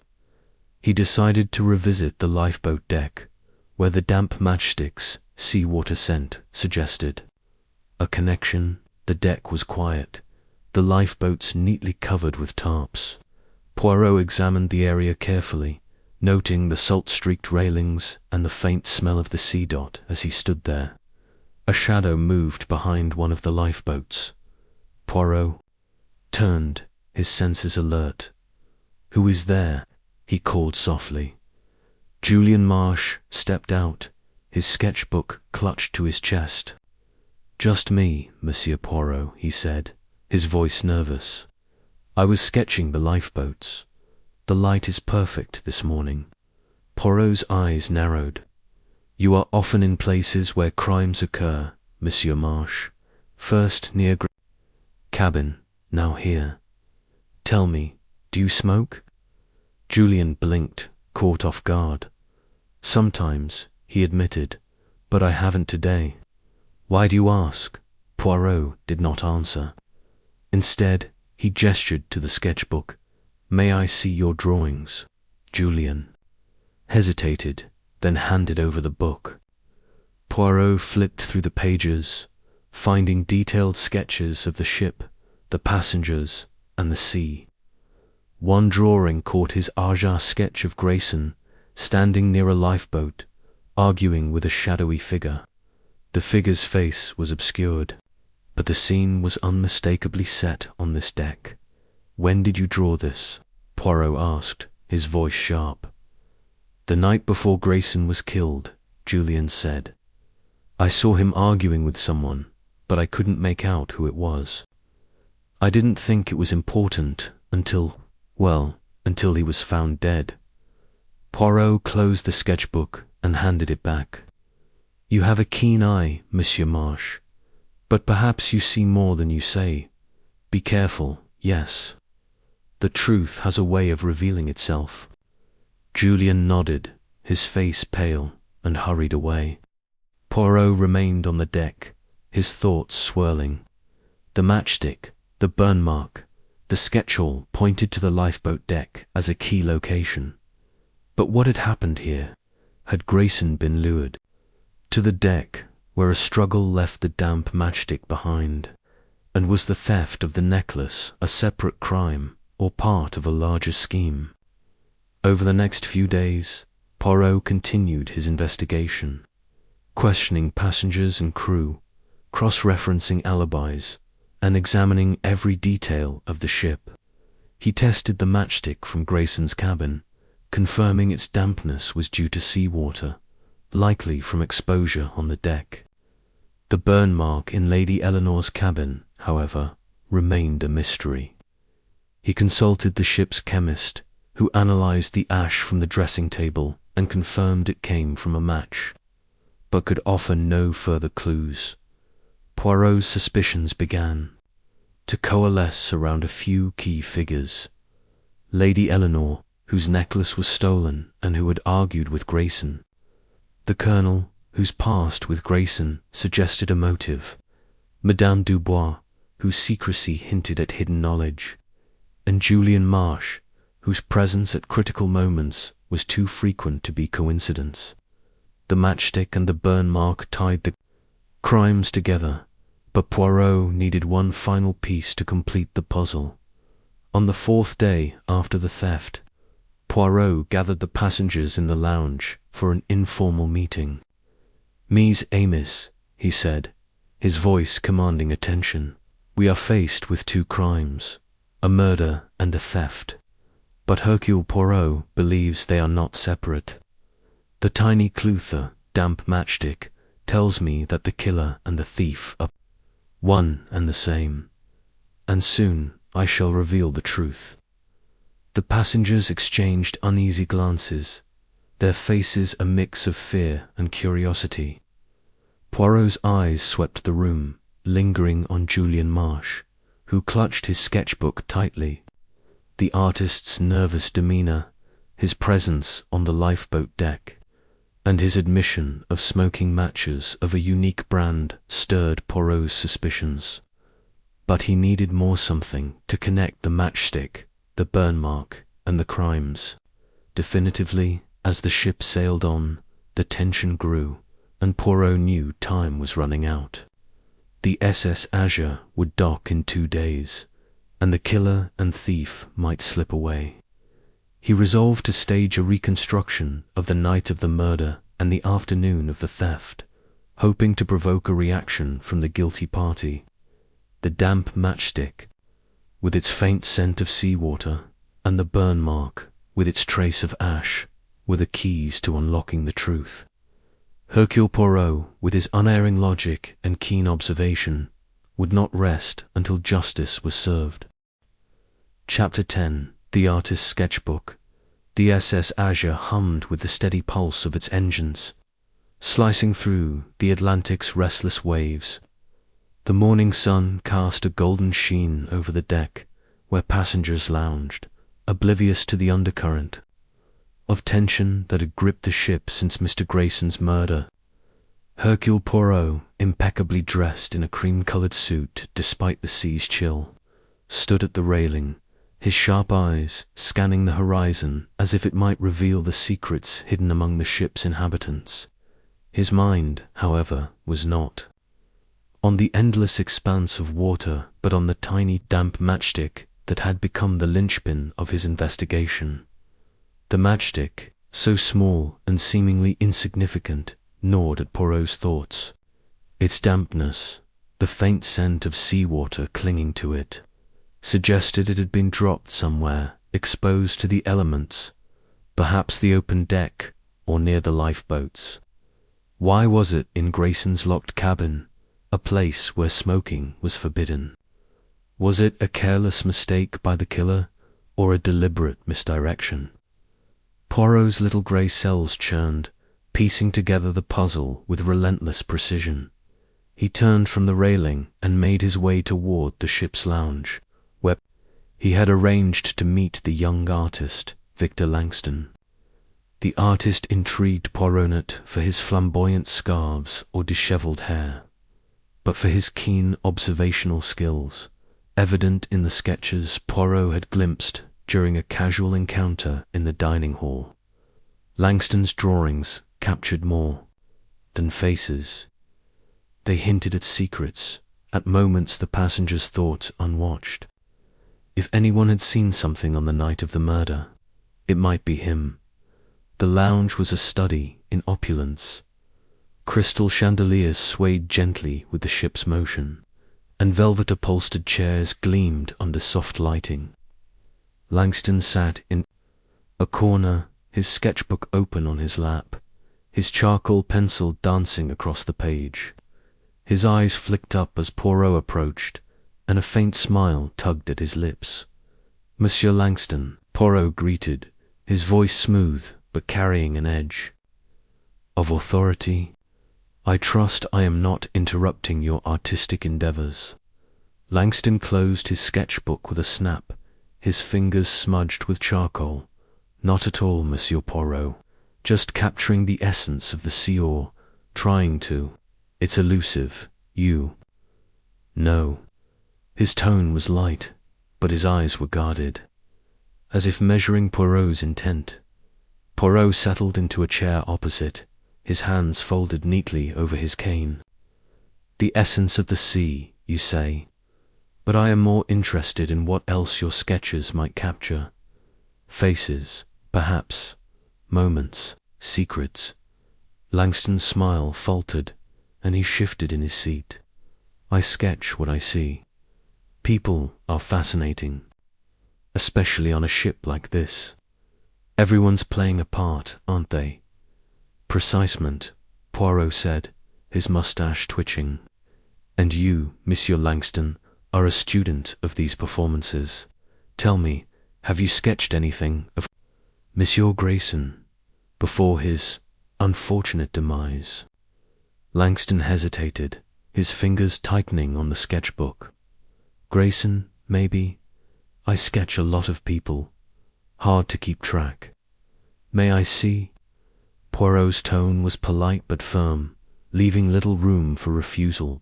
With a reluctant sigh, Langston opened the sketchbook and flipped through the pages. Poirot leaned forward, his keen eyes scanning the drawings. There were studies of the ship's grand staircase, of passengers laughing over cocktails, of the ocean's endless waves. Then a page caught his attention, a sketch of Mr. Grayson, his sharp features unmistakable, standing near the lifeboats. Beside him was a shadowy figure, half sketched, as if Langston had been interrupted before finishing. "This," Poirot said, pointing to the drawing. "When did you make this?" Langston's jaw tightened. "The night before he was found. I saw him on the deck, near the lifeboats. He was arguing with someone. I couldn't see who it was, too dark, and I was too far away. I started sketching, but then they moved out of sight." Poirot's eyes gleamed. "Arguing, you say? Did you hear what was said?" "No, I was too far. But Grayson looked angry. The other person, they were gesturing a lot, like they were trying to convince him of something." Poirot leaned back, his fingers tapping rhythmically on his cane. The lifeboat deck, the damp matchstick. The pieces were beginning to align, though the picture remained incomplete. And this shadowy figure, can you describe anything about them? A silhouette, perhaps? A manner of movement? Langston shook his head. It was too dark. I only got the impression of someone tall, maybe male. But that's all. He paused, then added, I didn't think much of it at the time. People argue. I just sketched what I saw. Poirot nodded, but his mind was racing. The lifeboat deck was exposed to the sea air, where a matchstick could easily become damp. Had Grayson met his killer there before being lured to his cabin? Or had the killer dropped the matchstick during a struggle, unaware it would become a clue? He needed to test his theory. Merci, Monsieur Langston, Poirot said, rising. Your sketches are most illuminating. I may have need to speak with you again.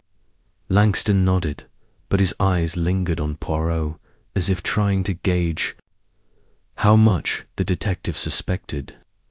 Poirot noted the tension in the young man's posture, the way his fingers clutched the sketchbook. Was it merely nerves, or something more? Leaving the lounge, Poirot made his way to the lifeboat deck, determined to examine it himself. The deck was quieter than the main promenade, with rows of white lifeboats secured under canvas covers. The wind carried a sharp tang of salt, and the wooden planks beneath his feet were slick with sea spray. Poirot crouched, examining the deck for any trace of evidence. The matchstick's dampness suggested it had been exposed to moisture, perhaps dropped here during Grayson's argument. As he searched, a steward approached, a wiry young man named Thomas, who had been cooperative during Poirot's earlier inquiries. Monsieur Poirot, sir, Thomas said, tipping his cap. Looking for something? Perhaps, Poirot replied, straightening. Tell me, Thomas, do passengers often come to this deck at night? Thomas shrugged. Not really. It's not as fancy as the promenade. Mostly crew up here, checking the boats or sneaking a smoke. Passengers stick to the lounges or their cabins. A smoke, you say? Poirot's eyes narrowed. And do these crew members use matches? Sure, Thomas said. Most of us carry matches or lighters. Easier than fussing with the ship's fancy cigarette holders. Poirot reached into his pocket and produced the tiny matchstick, carefully preserved in a small envelope, like this one, perhaps. Thomas peered at it, then shook his head. Looks like a standard match, sir. Could be anyone's, but...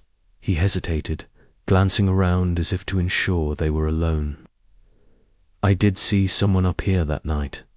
A passenger, not crew. Near the lifeboats, just like you're asking. Poor heart quickened, though his expression remained impassive. And who was this passenger? Didn't get a good look, Thomas admitted. It was dark, and I was on my way to the crew quarters, but it was someone tall, wearing a dark coat. Could have been a man or a woman, hard to say. Poirot nodded, his mind cataloguing the information. A tall figure, a dark coat, an argument near the lifeboats, the sketch, the matchstick. The decal pointed to this location as a critical piece of the puzzle. But he needed more. The matchsticks. Faint seawater scent was a clue, but he needed to confirm its significance. Returning to his cabin, Poirot sat at his small desk and opened his notebook, where he had meticulously recorded every detail of the case. He wrote, matchstick damp, smells of seawater, found in Grayson's cabin, locked from inside. Lifeboat deck, likely location of initial encounter. Langston's sketch confirms argument. Suspects, Eleanor, Colonel, Dubois, Langston. All have motives. Langston smokes possible source of match. He paused, his pen hovering over the page. Langston's guarded demeanour troubled him. The artist's claim of sketching what he saw felt too convenient, as if he were offering just enough to seem helpful without revealing too much. Poirot decided to test the matchstick itself. He retrieved it from the envelope and held it to his nose, inhaling deeply. The faint saltiness was unmistakable, but there was something else, a trace of another scent, perhaps tobacco or sulphur. He needed to know more about Langston's habits. That afternoon, Poirot sought out the ship's purser, Mr. Hargreaves, a fastidious man who oversaw the passengers' needs. "Monsieur Hargreaves," Poirot began, "I am curious about the smoking habits of our passengers. Do many smoke on the open decks?" Hargreaves frowned, adjusting his spectacles. "Smoking's allowed on the promenade in certain decks, but not in cabins. Most passengers use the cigarette holders we provide Iligan, you know, for a ship like this. Matches are common, though. Crew and passengers alike carry them." "And Monsieur Langston," Poirot asked casually, "does he smoke?" Hargreaves nodded. "Oh yes, I've seen him with those foreign cigarettes, Turkish, I think. He's always striking matches on the deck, says the sea air inspires him." Poirot's moustache twitched. Turkish cigarettes. A distinctive brand, perhaps with distinctive matches. And these matches, they are unique. "Not especially," Hargreaves said. "Standard wooden matches, though Langston's, are from a particular brand, Drummond's, I believe. You see the logo on the box sometimes." Poirot thanked Hargreaves and made a mental note to check Langston's cabin for such a box. If the matchstick matched Drummond's brand, it could tie Langston to the crime scene, but he needed to be certain. The artist's sketch, while useful, could also be a clever way to deflect suspicion, pointing Poirot toward a shadowy figure while hiding his own involvement. As evening fell, Poirot attended dinner in the grand dining hall, where the passengers put on a brave face despite the murder's shadow. Lady Eleanor sparkled in a sapphire gown, though her eyes darted nervously. The colonel, red-faced from wine, regaled a table with war stories. Madame Dubois sat quietly, her black veil casting a sombre air. Langston, however, was absent, which piqued Poirot's curiosity. After dinner, Poirot slipped away to the artist's cabin, using a discreet inquiry to the steward to ensure Langston was elsewhere.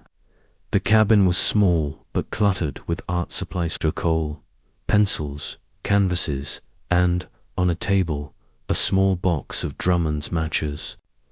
Poirot's heart quickened. He opened the box and examined the matches.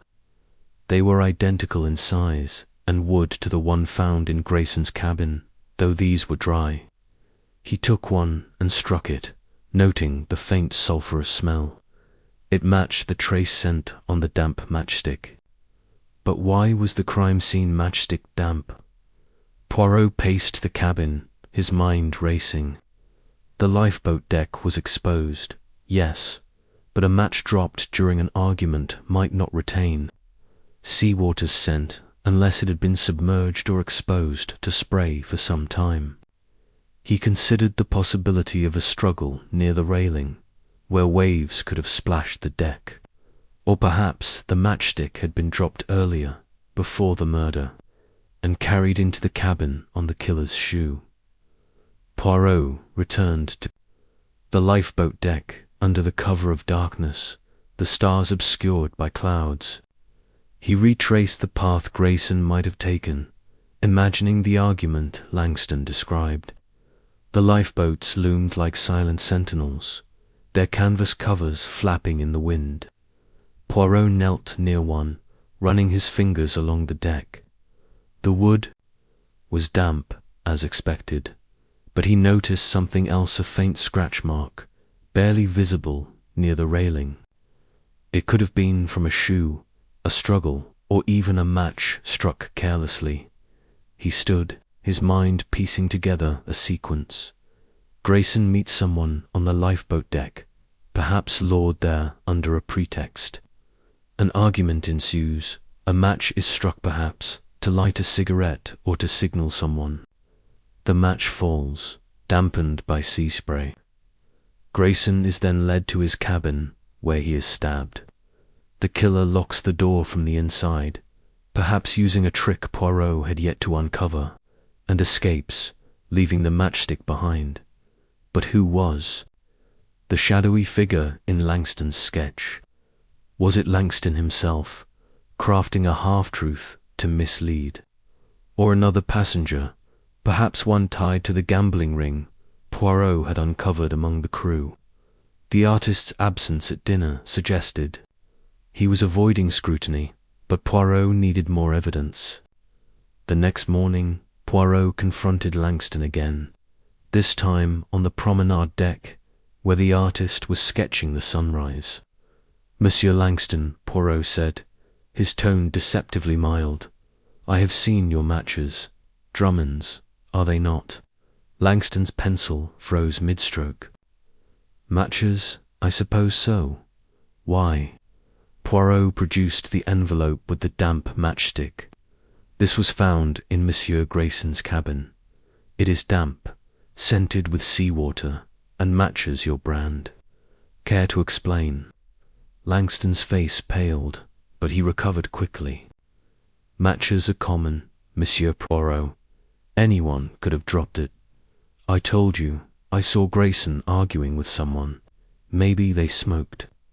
"Perhaps," Poirot said, his eyes never leaving Langston's, "but you, monsieur, are the only one I know who smokes Turkish cigarettes with Drummond's matches. And you were on the lifeboat deck that night, sketching." "A coincidence, Nan." Langston's jaw tightened, and he set down his sketchbook. "I'm an artist, not a murderer. I sketch what I see. If you think I'm involved, prove it." Poirot smiled thinly. "Oh, I shall, monsieur. The little grey cells, they do not rest until the truth is revealed." As he walked away, Poirot felt the weight of the case pressing on him. The matchstick was a clue, yes, but it was not enough. Langston's sketch, his matches, his presence on the deck all pointed to him, but the shadowy figure remained elusive. Was Langston the killer, or merely a witness hiding something?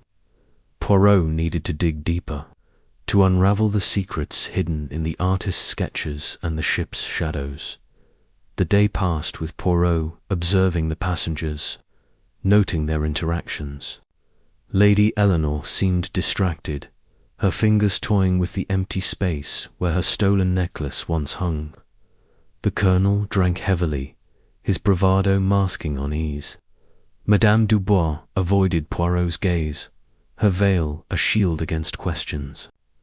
Each had a motive, but the matchstick tied only to Langston.